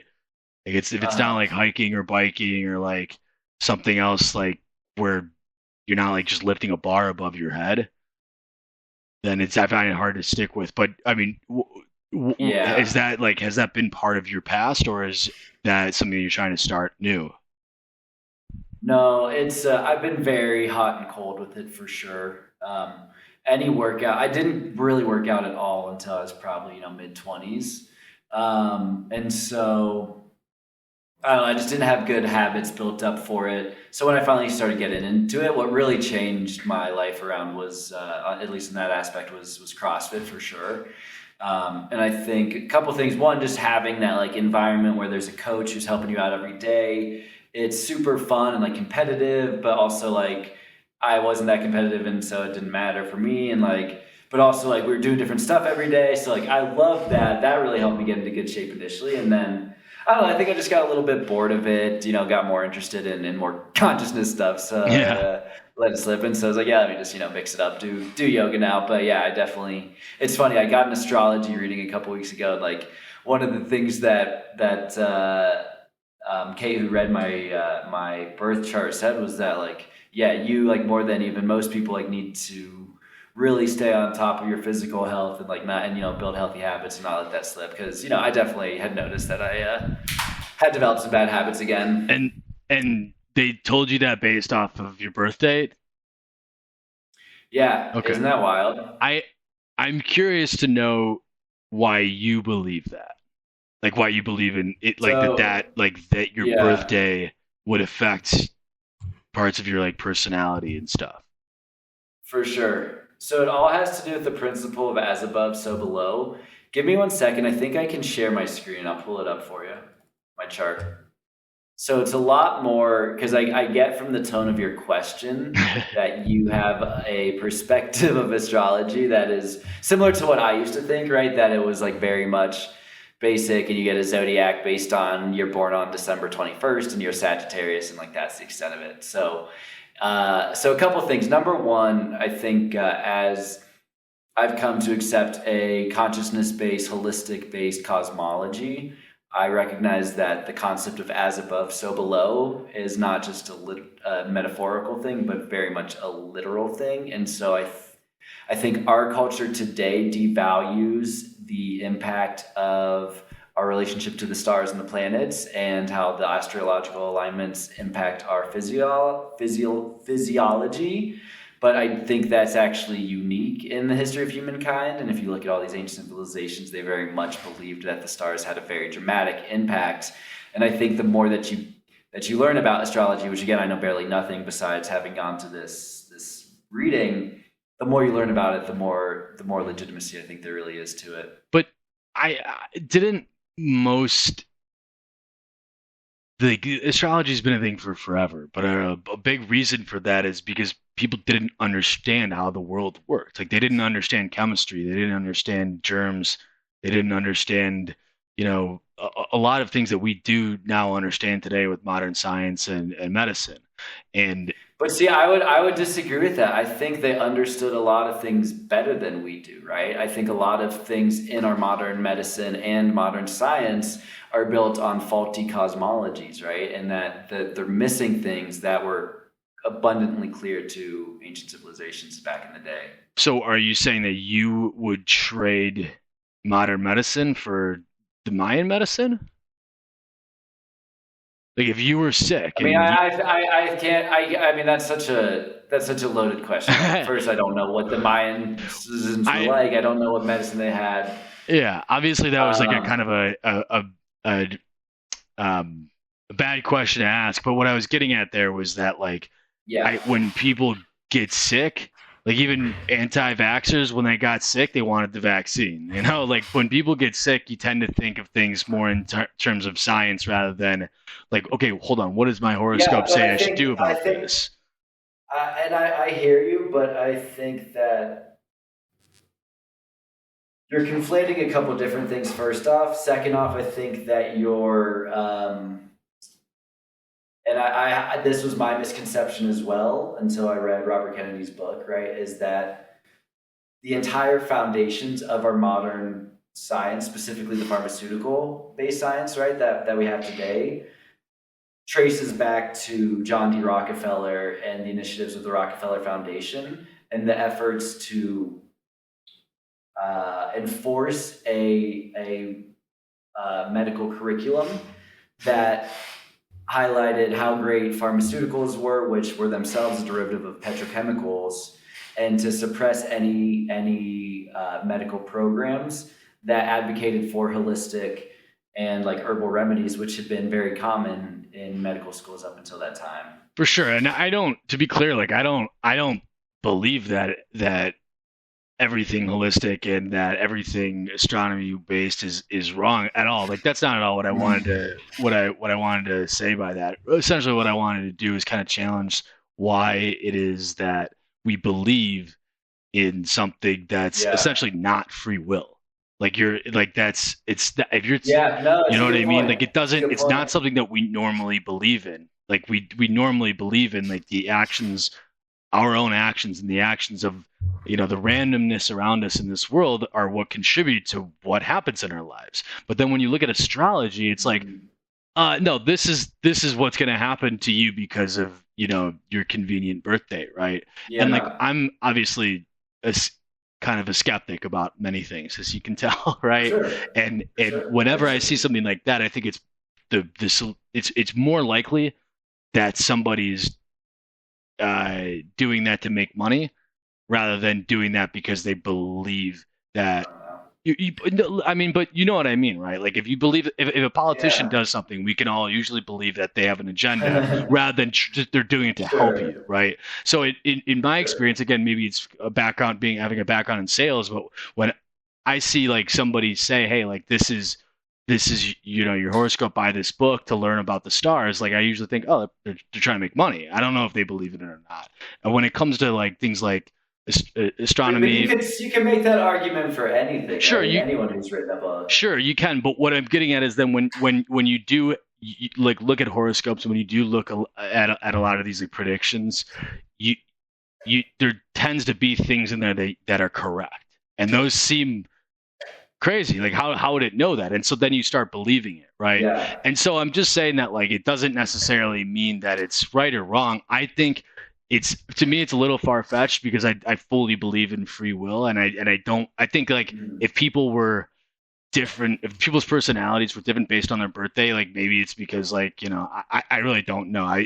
They've studied like for instance like people like their age their birthday in the calendar year and like how they do in hockey for instance, and they found Yeah, that I've seen that. yeah, it's really Malcolm interesting. Gladwell's. Yeah, Yeah. they found that like Yeah. people who are like born in the very very beginning of the cutoff for a school and end up being essentially 11 months older than some of the other people, end up doing better in hockey long term because they've kind of Yeah. grown up the bigger, like more experienced kid, even though they're all, within the same 12 months. Right. So that Yeah. type of stuff, like I definitely don't, I definitely do believe some of these predictions here. Like a lot of this makes sense. I don't know. Yeah. I don't believe it. Like I don't believe everything I see from looking at those, and I generally tend to believe that maybe it's just somebody trying to make money, and that Yeah. that's just that. That's No, just I that. mean, so I think, like I said, I think that you can say that there's charlatans and quacks in any field, regardless of whether it's accepted by conventional science or whatever. Um, but I think that the free will point too is very valid, and I'll tell you, like I definitely believe in free will, but I also think that there is determinism, and I don't think it's a either or type of thing, right? I think it all gets back to us being a relatively independent piece of this much larger whole, right? Of us representing a fractal of the macrocosm that is the universe. And so I think that we have both free will and determinism. And it was really interesting when I had my reading with Kate, who, by the way, is getting her PhD in cosmology, consciousness, and in philosophy. So like very, very credible at like a really legitimate school, just kind of, not the conventional type of Western thinking, but nonetheless, like as she was even going back through the last couple years of my life, and she could like read it on the charts, like some of the things she said were just so crazy accurate that like it really made me think like determinism even plays more of a role than I thought, with still believing wholeheartedly that we have free will also. Yeah. And how is she making these predictions about you?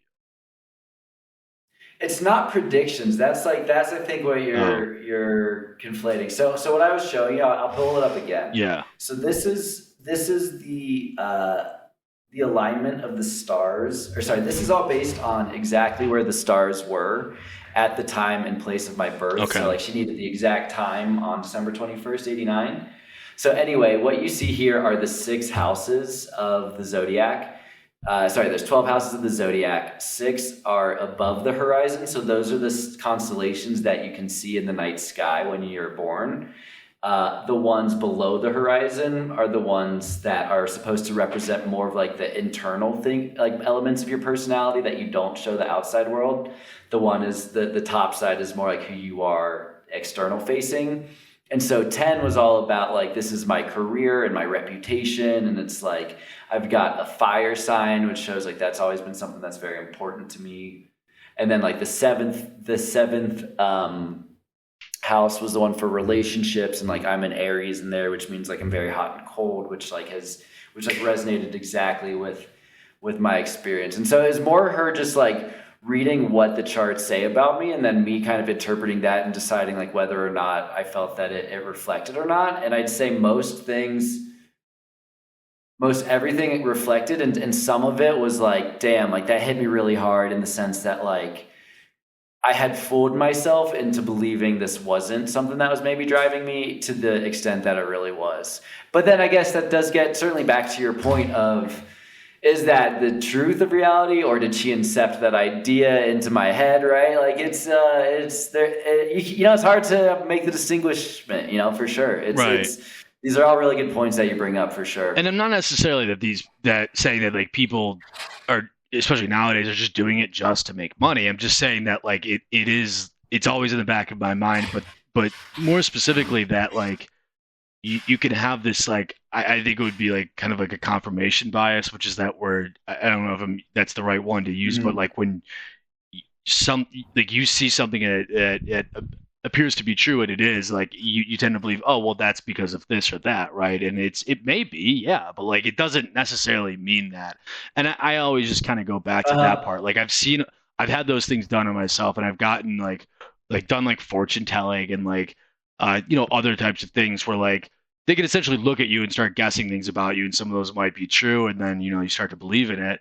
And I've had some of those moments too where it's been like, damn, like that does like really hit like very close to mhm. home.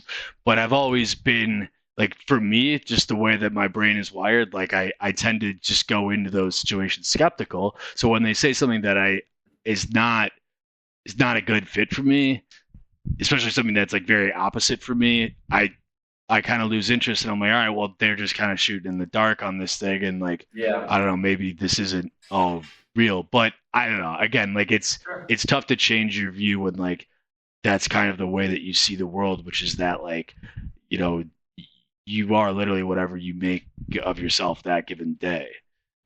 Mm-hmm. Yep. Yep. I think that's all great points. And, certainly before I started to explore the nature of consciousness, I definitely was super dismissive of astrology. So if you'd asked me that question, a year and a half ago, I probably would have said the exact same things you said. So no, I totally get it. And then, shoot, I just lost my train of thought. There's something else that you made me think of.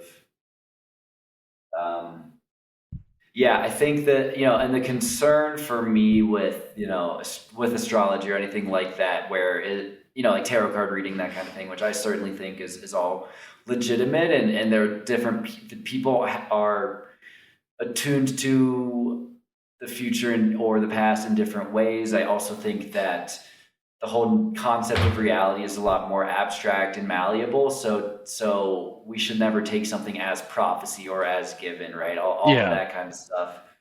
But then I also do think that, especially in our society today, you run the risk of people blaming the stars or the alignment or whatever. It's just that victim mentality of, I'm not in control of my life. Poor me. This is the way it is. And, I'm just going to complain about it and not fix the situation. right. And I think that truly, and this isn't why I'm skeptical of astronomy, but like that, that's truly one of the biggest things that could go wrong with an individual is like that victim mentality, or thinking that like just general negativity about themselves or their lives. Like I think Yeah. that's it's it's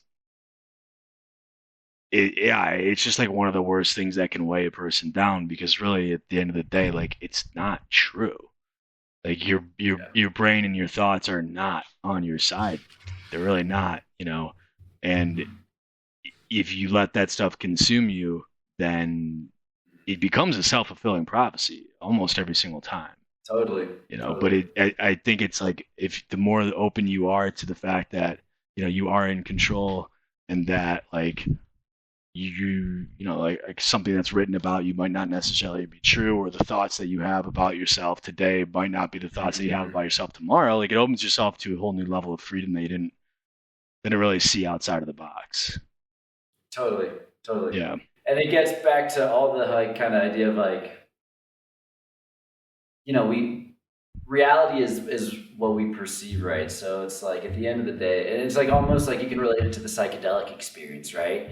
If you have a transcendent experience that changes your life, and you feel gives you purpose or whatever some of these recurring themes you hear for people who've had these psychedelic experiences, whether or not that's a hallucination or an experience of a true alternate reality, like at the end of the day, it doesn't matter if the right. effect on you and your actions is the same. True. And they've found that too in like placebo studies. Like sometimes like all you Totally. need to change your action is thinking that you took something that was going to change your actions. Like it's a big thing. So I think a lot, like in those cases, like the more, if you're stuck in a certain rut, or if you think that, like, if you're stuck in a career, or if you're stuck like with like like friends or partners that you're not like super happy with, like Mhm. obviously it's tough to lift yourself up and see outside of that, but that being uh I don't know, like being open-minded to how this whole consciousness thing works, and everything around it is like the first step to, I don't want to say recovery, but like the first step to like getting to a different place in life. Mhm. Mhm. Yep. Yeah, but I think Yep. a lot of that comes down to like understanding how the brain, not necessarily how the brain works like on like a chemical Mhm.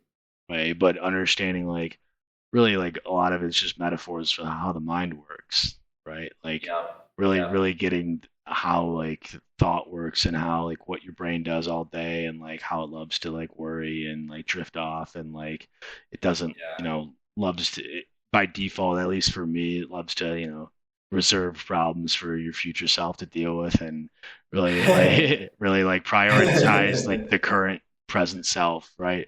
And so the more that Yeah. you realize that like your brain is essentially out to get you, and like the media is out to get you, or like that you shouldn't trust these like internal or external sources, and you should just execute whatever that might be that you want to execute. You just go ahead and do it, and like you don't feel weighted down by those experiences much anymore. And this is coming from somebody who like felt all of those things for a long time. Um, but yeah, saw the light one way or another, whether it was through Burning Man or psychedelics or meditation or God knows what. Probably one of those three.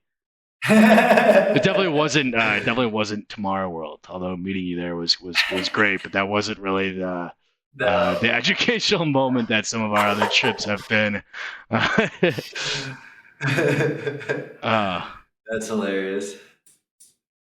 Man, well, Spencer, man, this has been such a fun conversation. Thank you again for coming on the show. Thank you for having me, and thank you for putting up with me firing back on some of your things.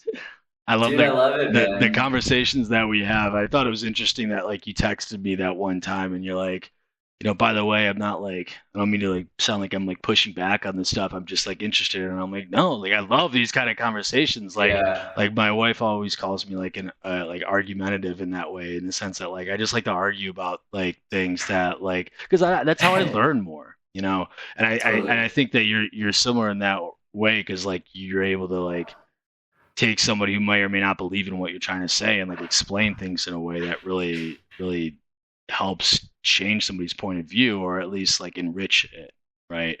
I feel like these like surface level conversations a lot of times that you have with most of your friends, they're not like stimulating to me. But like talking to somebody like yourself who's very educated about all of this, and like really like the things that you believe in for very damn good reasons.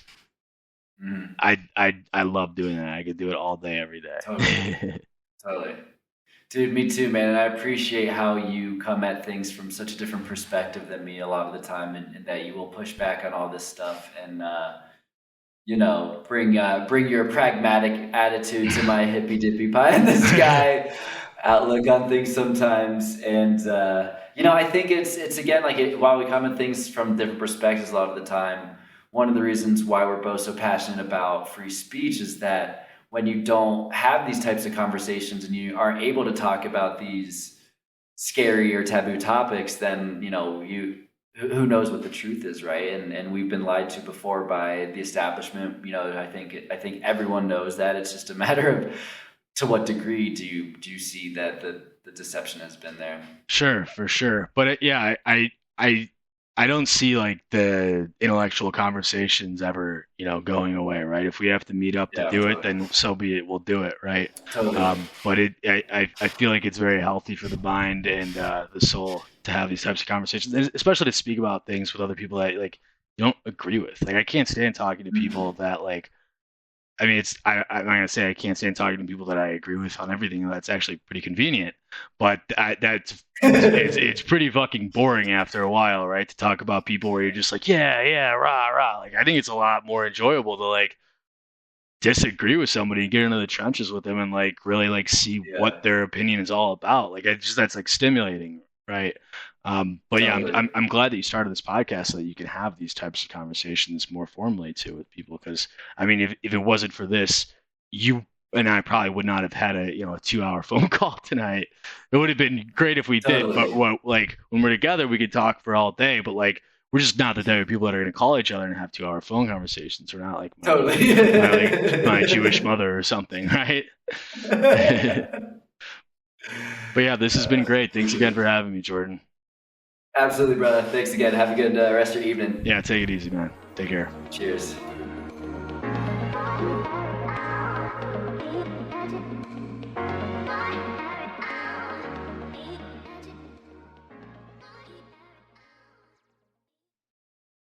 Thanks, everyone, for listening, and I hope you enjoyed the episode.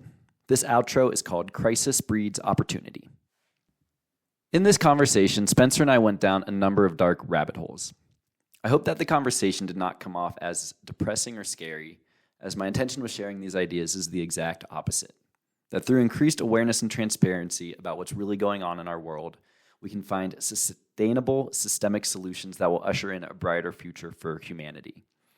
So while on a superficial level, the world appears to be moving towards increasing crisis as the cabal behaves more like a wounded animal, at a more fundamental level, we're witnessing a time of unparalleled opportunity. With that context, here are 5 major world events that took place since the time Spencer and I recorded, all of which have been underreported and or intentionally misreported. Number 1, Elon Musk completed his acquisition of Twitter. As I've learned about the depths of the intelligence agencies and their involvement in Silicon Valley since day one, I've wavered as to whether I trust Elon Musk as a man of integrity. My distrust of Silicon Valley executives stems from excellent investigative reporting by Whitney Webb and Robert F. Kennedy Jr., amongst others. That, coupled with the behavior of many of these tech platforms during the pandemic, has strengthened my conviction that many of the most important tech platforms and their leaders are compromised organizations operating on behalf of the state. This list includes Microsoft, Amazon, Facebook, Google, and Wikipedia, just to start. My biggest skepticism around Musk stems from his close ties with Peter Thiel, who I do not believe to be a man of integrity. This distrust begins with his position on the steering committee of the Bilderberg Group, an organization consistently affiliated with the motives of one world government and transnationalism. On Substack, I've included a link to several additional resources upon which I base this accusation. Thiel and Musk co-founded PayPal together, which they sold to eBay in 2002. Musk personally pocketed about $180 million from the sale. Thiel's venture capital fund, Founders Fund, subsequently backed Musk's company SpaceX. Furthermore, as the founder and CEO of SpaceX, Musk undoubtedly has signed top-secret government contracts and is under non-disclosure agreement with the military-industrial complex. So whatever he can say publicly is not necessarily consistent with what he knows privately. With all that said, I believe Musk's acquisition of Twitter is a huge win for the defense of free speech. Every day, Musk proves with his actions that he is deserving of my trust. Like all of us, Musk does not understand all the pieces of the geopolitical chessboard. However, it looks to me like he is someone willing to fight for truth and against censorship, which is much more than can be said of most of the wealthy elites. Plus, the fact that the mainstream media hates it shows me that the sale was a big win. Number 2, the suspected assassination of Nikolai Mishigin, co-founder of MakerDAO. Nikolai Mishigin was found dead in San Juan, Puerto Rico on October 29th. His death is still under investigation, but is not considered a homicide at present, according to the San Juan police. The fact that it is not being considered for homicide has been widely contested. Mishigin's company, MakerDAO, was instrumental in developing smart contract systems for decentralized, fully transparent, and stable cryptocurrencies. Essentially all the things transnationalist crime syndicates like the World Economic Forum hate. The day before his death, he tweeted the following: CIA and Mossad and pedo elite are running some kind of sex trafficking, entrapment, blackmail ring out of Puerto Rico and Caribbean islands. They are going to frame me with a laptop planted by my ex-girlfriend who was a spy. They will torture me to death. About 6 weeks earlier, Mishigin had tweeted the following: 3 possible futures for me. 1, suicided by CIA. 2, CIA brain damage slave asset. 3, worst nightmare of people who fucked with me up until now. I am sure these are the only options. Now, these tweets might sound too ridiculous to believe if they didn't tie together many of the other threads of truth currently coming to the surface. We'll return to the allegations of CIA brain damage slave asset shortly. As it relates to allegations of a sex trafficking entrapment ring, proof continues to compound that our secret police agencies have been running blackmail schemes to entrap the highest levels of government, science, private enterprise, and media. That this criminal enterprise, of which Jeffrey Epstein's operation was but a small piece, extends into human trafficking and the illicit drug trade, 2 of the most important sources of funding for this criminal enterprise. Further, the evidence continues to mount that people in the highest levels of American government have been directly involved in both human trafficking and the illicit drug trade, all of which I'll return to shortly. For now, I want to highlight how Mishigin's likely assassination reflects the importance of decentralized finance in avoiding the financial control of organized crime syndicates. The brilliance in the technology behind Bitcoin is in the lack of need for a trusted third party. We can have a transaction ledger that is immutable, transparent, and yet permits the anonymity of individual users. Not only that, the principles of cryptography and blockchain technology permit for the development of an infinite number of currencies. So if users collectively lose faith in individual coins like Bitcoin or Ethereum, they can decide on any infinite number of new currencies into which they convert. Again, all things the likes of the World Economic Forum hate. Crypto being digital has positives and negatives. The negatives being that our digital infrastructure has points of vulnerability. Most of these vulnerabilities are currently controlled by the existing corporatocracy. The most dangerous scenario would be a centralized digital currency, like those promoted by WEF puppets like Canadian Prime Minister Justin Trudeau and UK Prime Minister Rishi Sunak. Nevertheless, I believe the underlying thesis of Bitcoin equals freedom rings truer today than ever before. As we transition to a decentralized economy free from the influences of oligarchy, cryptocurrency will play an important part of that development. We can honor the life of Nikolai Mishigin by building on the ideas he and others have developed, by getting to the truth of his death, and by bringing justice to the perpetrators of his murder. Number 3, FBI agents raid the home of Dreamland Resort website dedicated to exposing Area 51 secrets. On November 11th, FBI agents raided the home of Jorg Arnu, who founded Dreamland Resort. According to Dreamland's website, for 20 years and counting, Dreamland Resort has been the most comprehensive source of information on Area 51, black projects, the Nellis Ranges, TTR, and the ET Highway. The webmaster is a 25-year Area 51 research veteran and a resident of Rachel, Nevada, right outside the gates of Area 51. Longtime ET investigative journalist George Knapp reported on the story, in which police seized all computers, files, phones, and photos.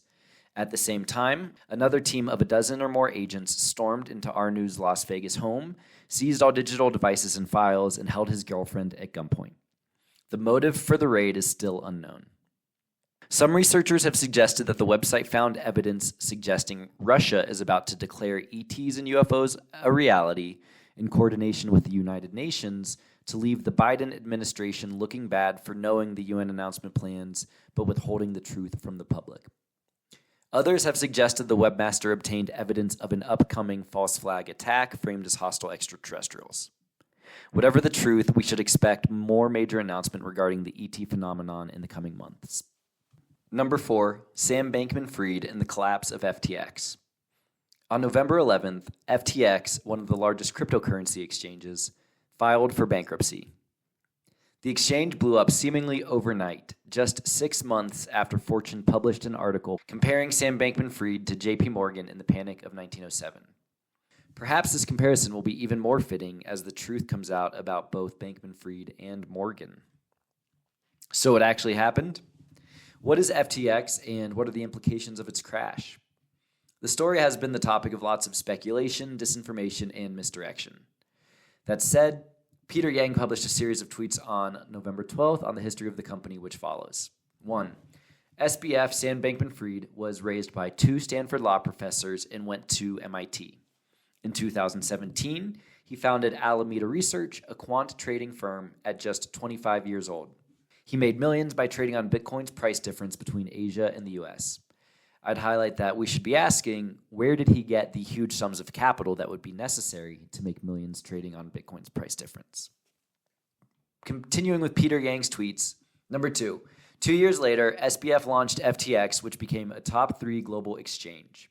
Valued at $32 billion, the exchange's investors included Sequoia Capital, Paradigm, and Ontario Teachers Pension Plan. Sequoia even wrote a glowing profile of SBF that has since taken down, which was named Sam Bankman-Fried has a savior complex, and maybe you should too. The founder of FTX lives his life by a calculus of altruistic impact. 3. SBF's personal net worth rose to $26 billion. He used his fortune to first become the number 2 biggest donor to the Democratic Party in 2021 to 2022.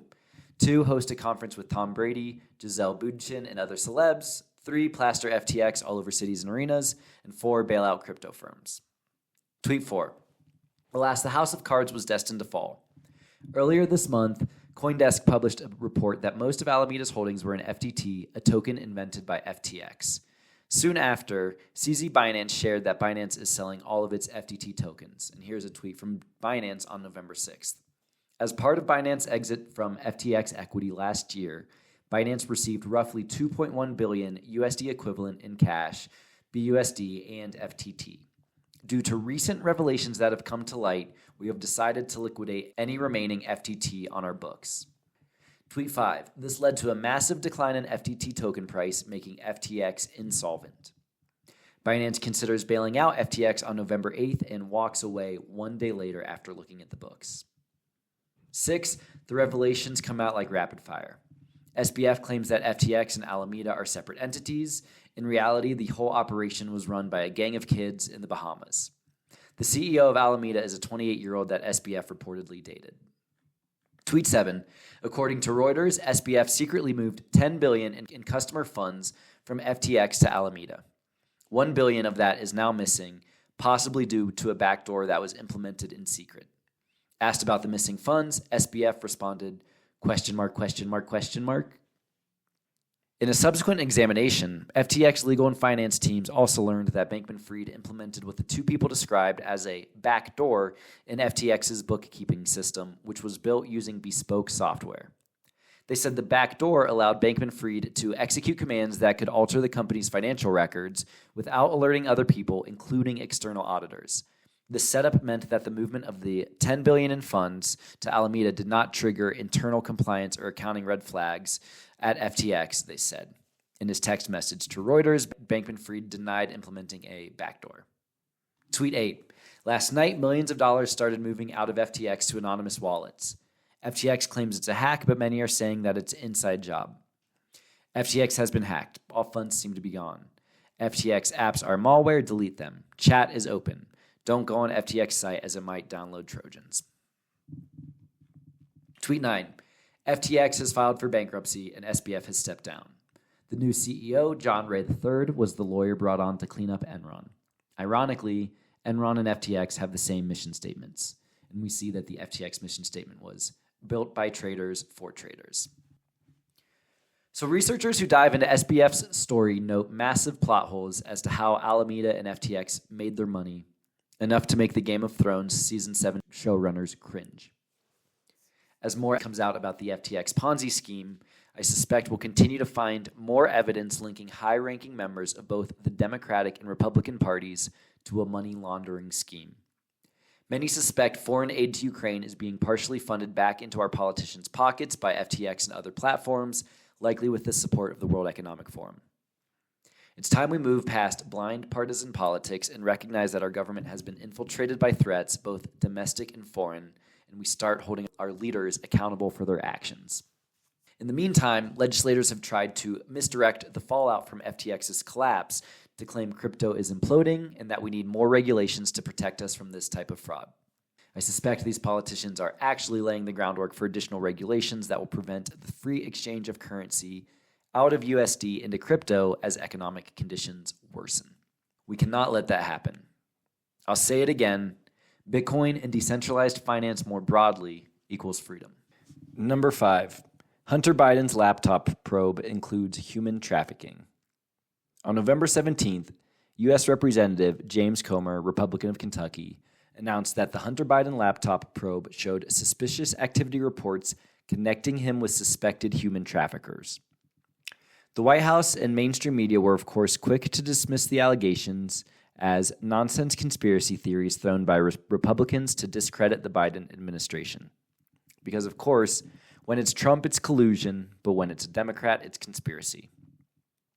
Why should these accusations not be so quickly dismissed? In April 2019, a man claiming to be Hunter Biden dropped off 3 laptops and an external hard drive to a Delaware computer repair shop owned by John Paul Mac Isaac. The man abandoned one of the laptops and the external hard drive. The following comes from Mac Isaac's lawyer, Brian Della Rocca, regarding the timeline which followed. According to John Paul, recovering the laptop data was difficult because of the significant liquid damage to the drive. He would boot the computer and transfer as much as he could before the computer shut down. Then he would boot up the computer again, verify what was copied, and then transfer more data until the computer shut down again. This process repeated several times. During this process, John Paul saw certain pieces of information, but at the time he did not think anything of it. Instead, John Paul completed the work and contacted Hunter Biden to let him know. Hunter Biden never responded. As requested by Hunter Biden, a secure payment request was sent in an email but was never paid. John Paul contacted him at least one more time, but Hunter Biden never responded. The policy of the shop is that items not picked up within 90 days of the completion of the services will be treated as abandoned property. Around mid-July of 2019, news of Hunter Biden's business dealings with the Ukraine were coming more into focus, and John Paul started to get uncomfortable with the information he had seen. He was unsure if the hard drive contained information pertinent to the legal investigation. At that point, he reached out to his father, a retired colonel in the U.S. Air Force, for advice about what he should do. They both decided that going to the FBI and handing over the Mac and the drive was the best course of action. Soon thereafter, John Paul's father took a copy of the hard drive to an FBI office in Albuquerque, New Mexico. The FBI turned John Paul's father away. Then, in mid-October of 2019, an FBI agent reached out to Colonel Mac Isaac and wanted to discuss the Mac and drive. At that point, Colonel Mac Isaac passed along John Paul's contact information. The FBI then reached out to John Paul and met him at his house to discuss John Paul's concerns. On December 9th, 2019, the FBI served a subpoena on John Paul for the computer, the hard drive, and all related paperwork. He willingly gave it to the FBI and was happy to see it go. Out of an abundance of caution, John Paul made a copy of the drive in case he was ever thrown under the bus as a result of what he knew. As John Paul watched the impeachment trial, he wondered why there was no reference to the information he had provided to the FBI. As a result, starting in February of 2020 and until July of 2020, John Paul reached out to several members of Congress to notify them of what he had in his possession. His requests fell on deaf ears. Out of frustration, in the beginning of September, John Paul reached out to someone he thought would be able to provide the information directly to the president. That person was Rudy Giuliani. A day after John Paul reached out to Giuliani's office, Robert Costello, Rudy Giuliani's lawyer, contacted John Paul to discuss the information and John Paul's concerns. On September 24th, 2020, John Paul then submitted information about the drive to Senator Ron Johnson through the whistleblower link on Senator Johnson's website. After that submission, and while Giuliani's office was still trying to verify the information, Senator Johnson released the Senate report on the Biden business dealings. As we all know, prior to the New York Post's expose, rumors began to circulate about the existence of Hunter Biden's laptop. Those rumors did not start with John Paul. We believe, due to the timing of the rumors, that the information may have been leaked by Senator Johnson's office. After the New York Post broke the story in October 2020, Twitter locked the Post out of its account for 2 weeks over baseless charges that the expose used hacked information.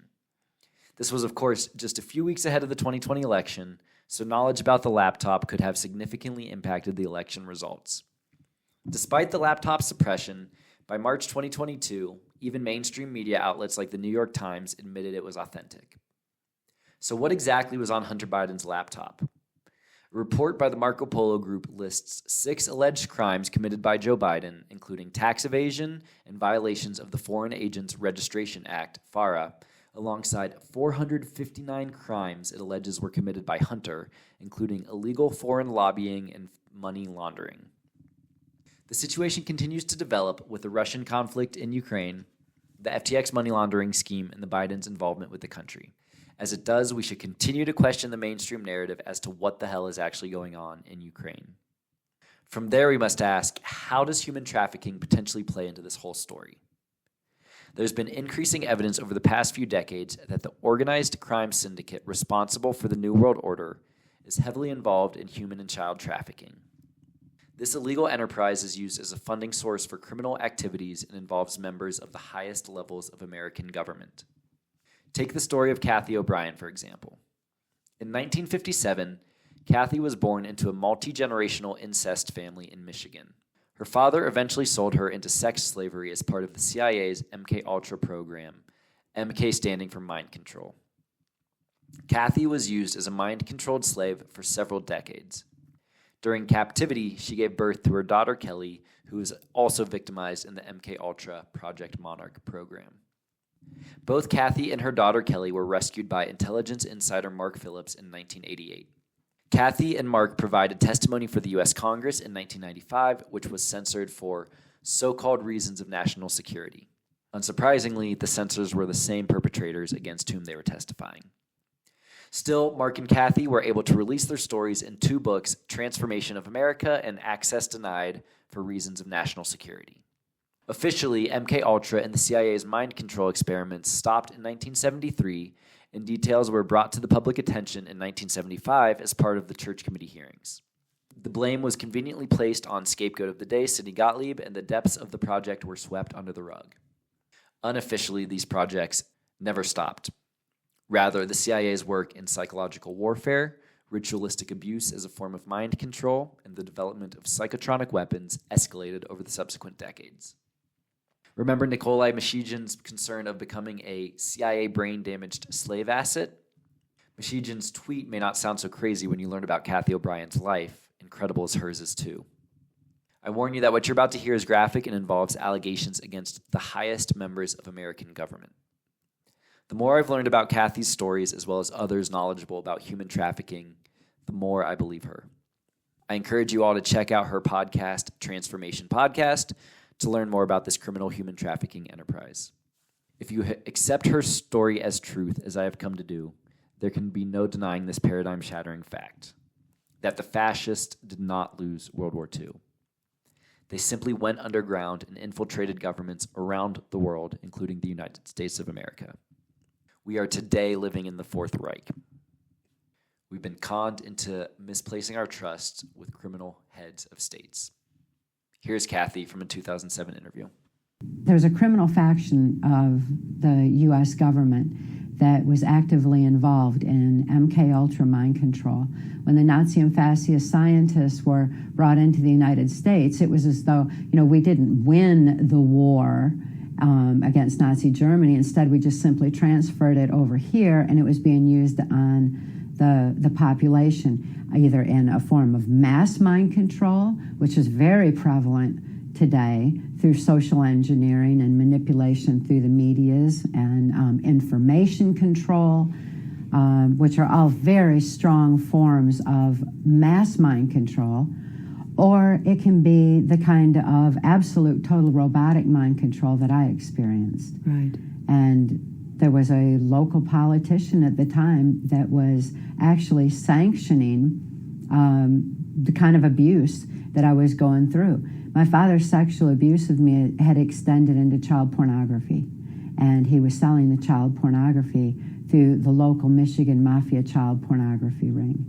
He only had a 6th grade education, earned his living as a worm digger, and so he was supplementing the family income with the proceeds from child pornography of me. Well, this local politician knew that any child who was so abused as to be used in pornography would be suffering from this dissociative identity disorder, which made me a prime candidate or a chosen one for MKUltra mind control. It was so well known that with that kind of compartmentalization, that would leave the subconscious mind open to be easily led. The subconscious mind doesn't have any ability to reason, any ability to consciously comprehend, any ability to question, or to do anything other than exactly what it is told to do. So this local politician approached my father and told him that he could have immunity from prosecution if he would agree to sell me into MKUltra mind control. And my father thought that was great. He thought, well, this is wonderful. The government condones child abuse.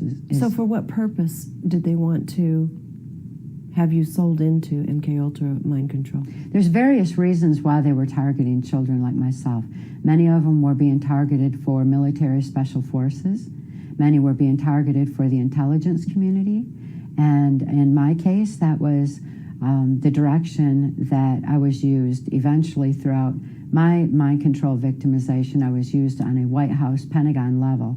Because I had been sexually abused and my sexuality was heightened, that was a focus of the abuse, where I would have be used sexually with various politicians and deliver government secrets and at a time like that, because they believed what better place to store government secrets than in the mind of someone who can't think to bring these memories to mind to tell somebody. They thought it was a good place to store secrets. Because another function, automatic function of the brain when it is exposed to trauma is that it photographically records events surrounding trauma. So there's like a photographic memory within this little compartment. Even though it can't be remembered over here and thought to be brought to mind, there's still, nevertheless, a photographic memory within that compartment. And that's where the government secrets were stored. Well, toward what end? Just so I'm clear on this. They would store secrets to be used toward what end? What was the various operations that I would be used in throughout my victimization, because this particular politician went on to become the unelected president of the United States, and that's Gerald Ford. And that was the Michigan politician. He was just a local politician at the time. Okay. Went into state politics and became the unelected president of the United States. Seemingly bizarre set of circumstances, but it was so also natural to my experience in my existence under mind control. Kathy goes on to relate her experience in the MK Ultra program. So you were introduced. How did you first end up in their company? How did this happen? Well, once I was thrust into MK Ultra mind control, my father was flown to Boston, Massachusetts, where there is a criminal faction of the Catholic Church, which also funded Adolf Hitler. I mean, there's all kinds of public records of that when you follow the money. This criminal faction of the Catholic Church, which I was being raised in, would take with the information that they had learned about the effects of trauma on the human mind through such things as the Spanish Inquisition and the Crusades, combine it with the Hitler-Himmler research, and further combine it with what the CIA now knew about technological aspects that were just coming into play, and this whole combination of mind control was becoming a very powerful form of mind control. Of course, now we know that the Boston connection, the abuse in the Catholic Church came to light and emanated out of Boston. Right. It was a very deliberate and systematic abuse of children for the purposes of mind control. There was diversion used to emotionally mislead people away from the fact that children were being abused for a deliberate purpose. Mm-hmm. And instead they were saying it was homosexuality, because if they can emotionally mislead people another direction and divert them with a diversion in some other direction, they're not looking at the reality of the facts of mm-hmm. what was really going on. Mm-hmm. And at that particular time, this whole criminal faction was being led by a Cardinal Law, who was since caught in this whole Catholic child abuse scandal that was going on. He didn't go down, though? No, he did not. As a matter of fact, the governor of Michigan at that time was another person that I was exposed to in MK Ultra mind control at the instruction of Gerald Ford. And the governor at the time was George Romney.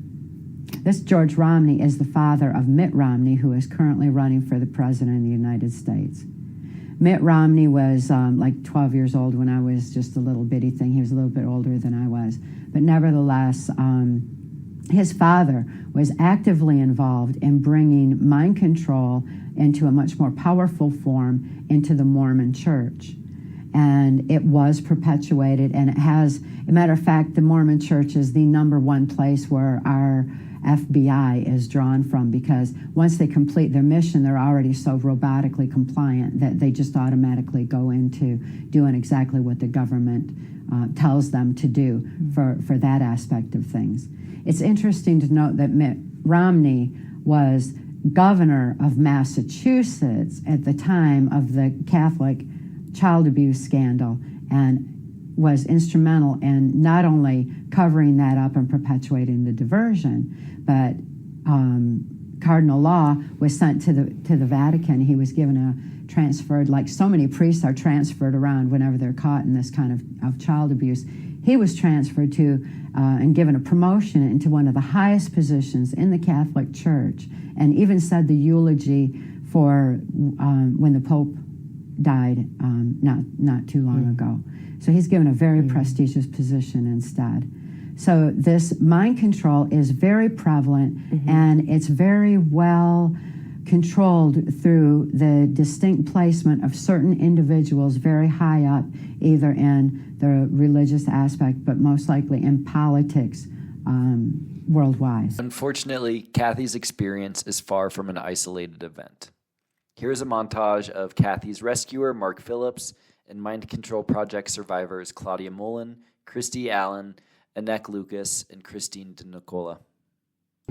What has happened to Kathy O'Brien is happening all around the world. I was exploited unwittingly for nearly 3 decades of my life. We were sold to the federal government by our father and his priesthood and military leaders. I was being trained to be a sex slave for the elite. My family were used as entertainers, child pilots in wars, medics, special messengers, high-priced call girls, presidential models, sports figures, and international spies. There were countless other children in my same situation. Most of the children there were babies and toddlers. I was strapped down in a sort of lab-like setting. These experiments were performed on me in conjunction with mind control techniques and drugs. The deliberate dissociating through trauma. Dissociation also serves the purposes of the occult because the children have no day-to-day memories of the atrocities. Although the process of recalling these atrocities is not an easy one, nor is it without some danger to myself and my family, I feel the risk is worth taking. Since sharing it, I've lost a 20-year singing career, lots of money, my health, and my home. All these atrocities did occur to me and to countless other children, and all under the guise of defending our country. These psychopaths at the top believe they'll create a satanic order that will rule the world. At a high level of the U.S. government, there was support of this kind of thing with Operation Bluebird, Paperclip, Mockingbird, and of course, MK Ultra, still going on today. Kathy goes on to explain what happened after her rescue, as her and Mark have worked to bring out the truth. What happened once this was all down on paper?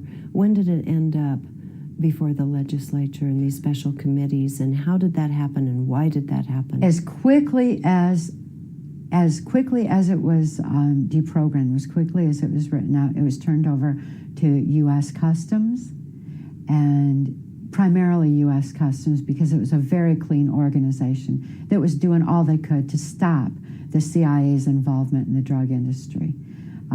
They were working diligently to stop the criminal activity that was going on. And this was some very pertinent information. I had bank account numbers and CIA codes, keys, and triggers. Was this from imprinted on your memory? Yes, ma'am.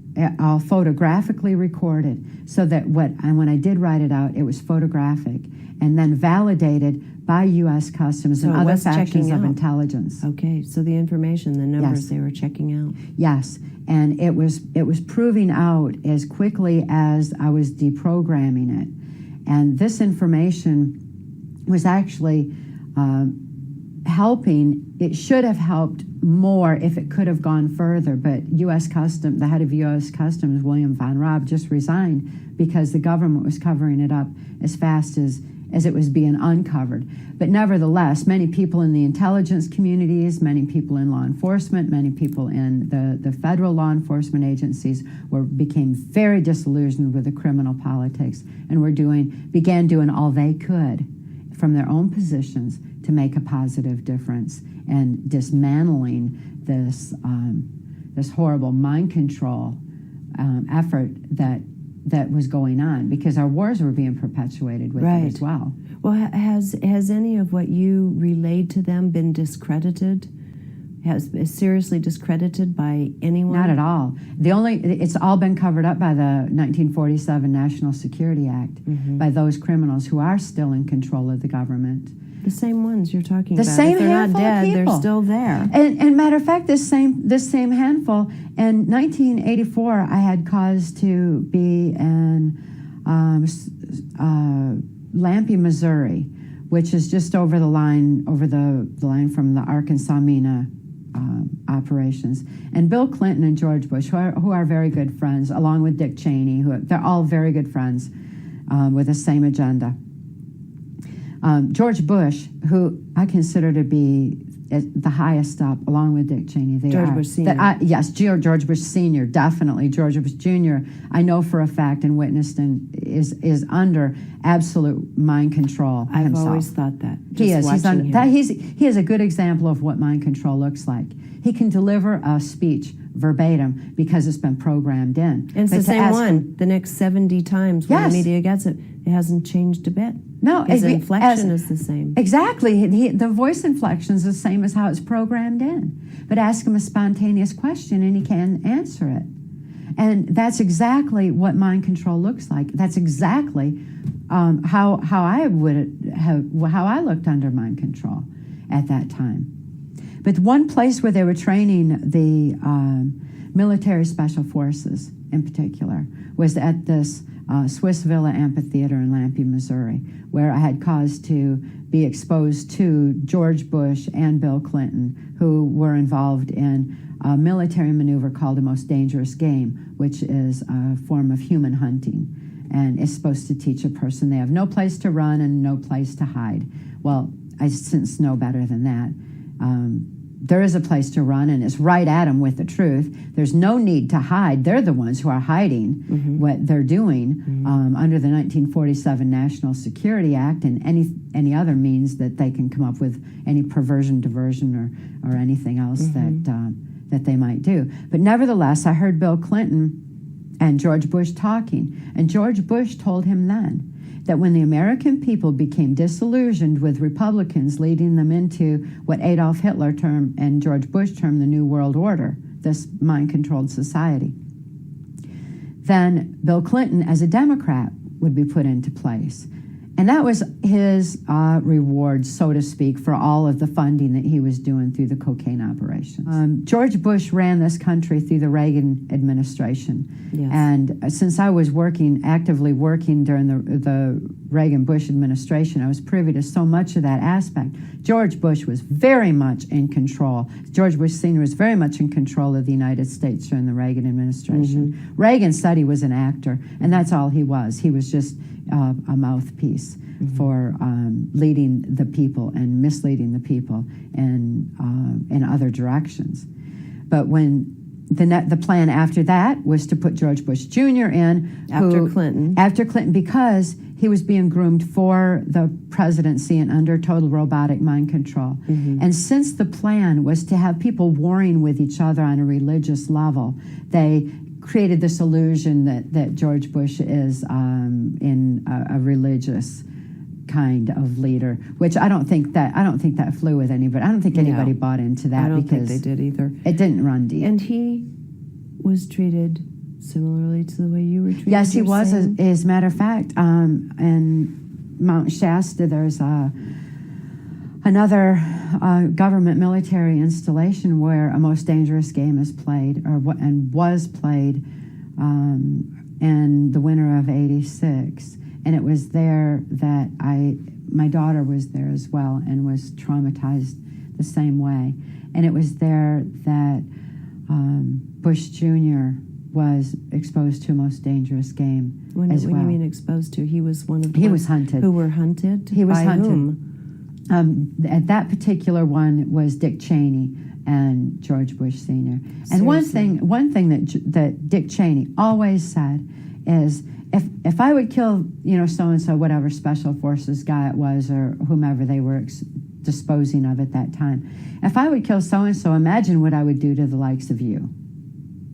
And so I always knew that my life was on the line, but that really wasn't anything that scared me or wasn't a motive. It was when Kelly's life was on the line and that what he would do to her that was so terrifying. But it was so interesting because when Dick Cheney shot his friend in the face recently and it made the news, before George Bush Jr., as our acting president at this moment, was briefed on how he was to answer that or programmed into how he was to respond to it. The cameras were on him and asked him the spontaneous question of about this situation. And he said, he quoted his own programming verbatim, and he said, if he would shoot his own friend in the face, imagine what he'd do to the likes of you.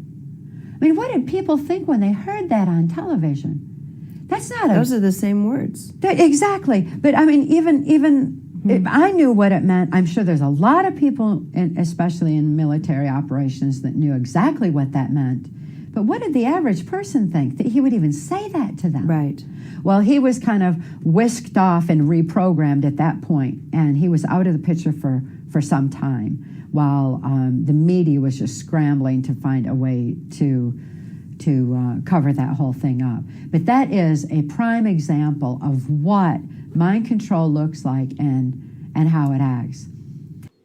In her books, Kathy O'Brien has provided testimony against the following individuals alleging their involvement in this criminal cabal. A cabal engaged in the illicit drug trade, human trafficking, and ritualistic child abuse. Former President George H.W. Bush. Former Vice President Dick Cheney. Former President Bill Clinton. Former presidential candidate and First Lady Hillary Clinton. U.S. Senator Robert Byrd, who led the Appropriations Committee for decades. Former Secretary of State Madeleine Albright. Prince Bandar bin Sultan, Saudi ambassador to the U.S. Haitian President Baby Doc Duvalier. Former President George W. Bush. Former Secretary of Defense Donald Rumsfeld. Former President Gerald Ford. Former Press Secretary Jack Valenti. Former Governor of Michigan George Romney. Former Governor of Massachusetts and presidential candidate Mitt Romney. Former Canadian Prime Minister Pierre Trudeau, the father of current Canadian Prime Minister Justin Trudeau. And psychological warfare intelligence operative Lieutenant Colonel Michael Aquino, who also founded the Satanic Temple of Set, amongst many other individuals. Kathy O'Brien's testimony is the smoking gun behind which we must face the truth. An organized crime syndicate has infiltrated the highest levels of American government. At this point, you can either choose to believe Kathy's story or you can disbelieve it. But the American people deserve to be made aware of her story so that they can decide for themselves, instead of letting it continue to be buried under the guise of national security. So then we come back to the allegations against Hunter Biden and his potential involvement with human trafficking. This criminal industry has a strong correlation with people elected or appointed to the highest positions in American government, per the testimony of Kathy and others. Then her allegations that many of these corrupt elite families engage in multi-generational incest as a form of mind control. Compare that to evidence found on Hunter's laptop that elements of his relationship with his preteen niece appear inappropriate. Further, a separate leak from the diary of President Biden's daughter, Ashley, noted that she was hypersexualized at a young age and that she remembers showers with my dad, probably not appropriate.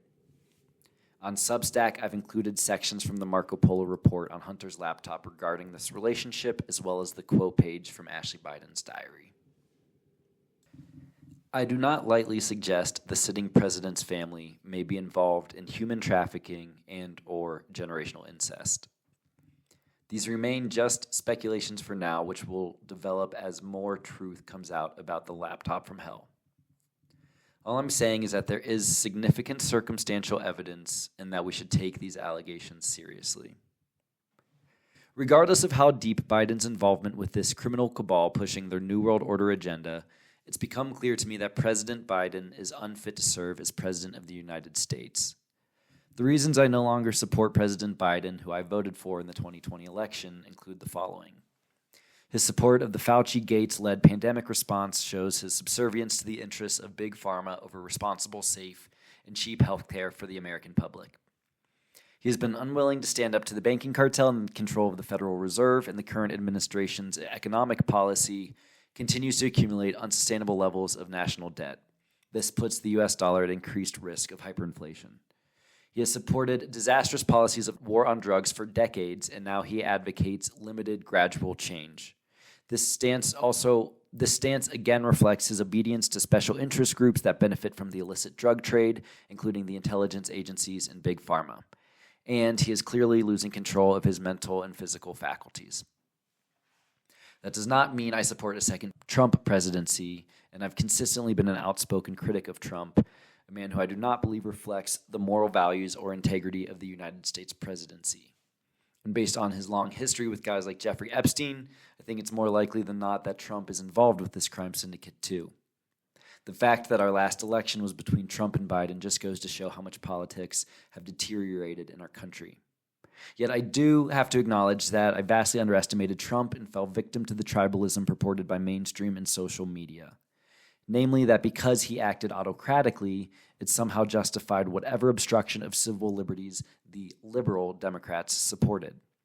I further had to acknowledge just how right Trump was about the depths of corruption in Washington, D.C., and governments around the world.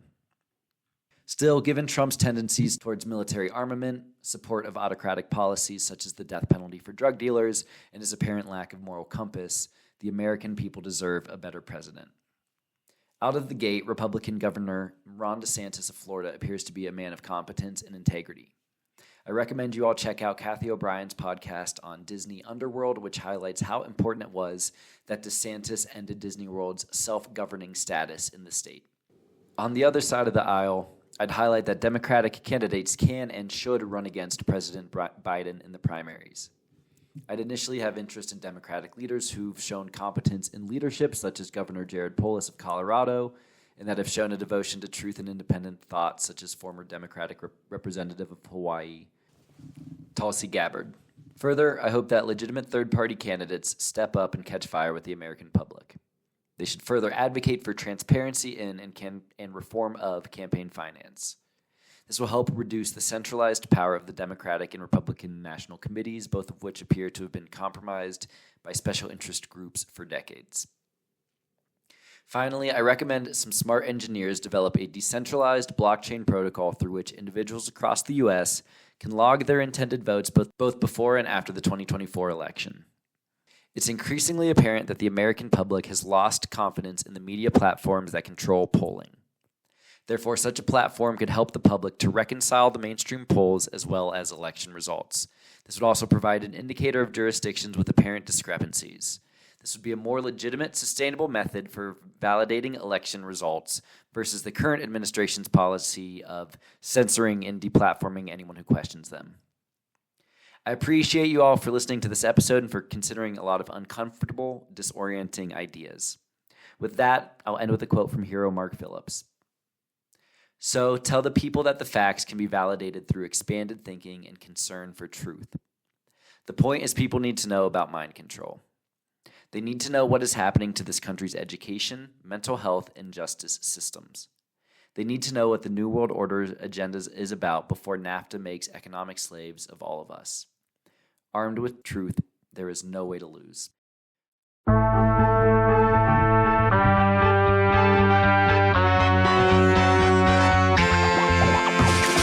Freedom! So fresh, so new. Freedom! It's all for you. All for you. Freedom! Keep your ear to the ground. Talking about the freedom. It's the best show in town. Best show in town. Freedom! Well.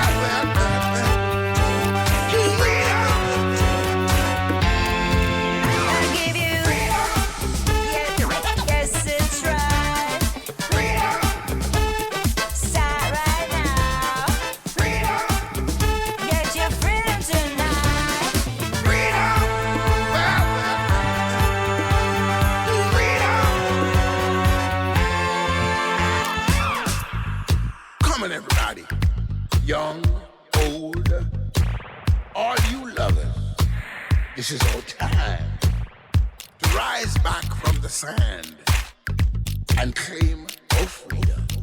Talking about the freedom, got to do it. Let yourself be free. I give you freedom. Yes, it's right.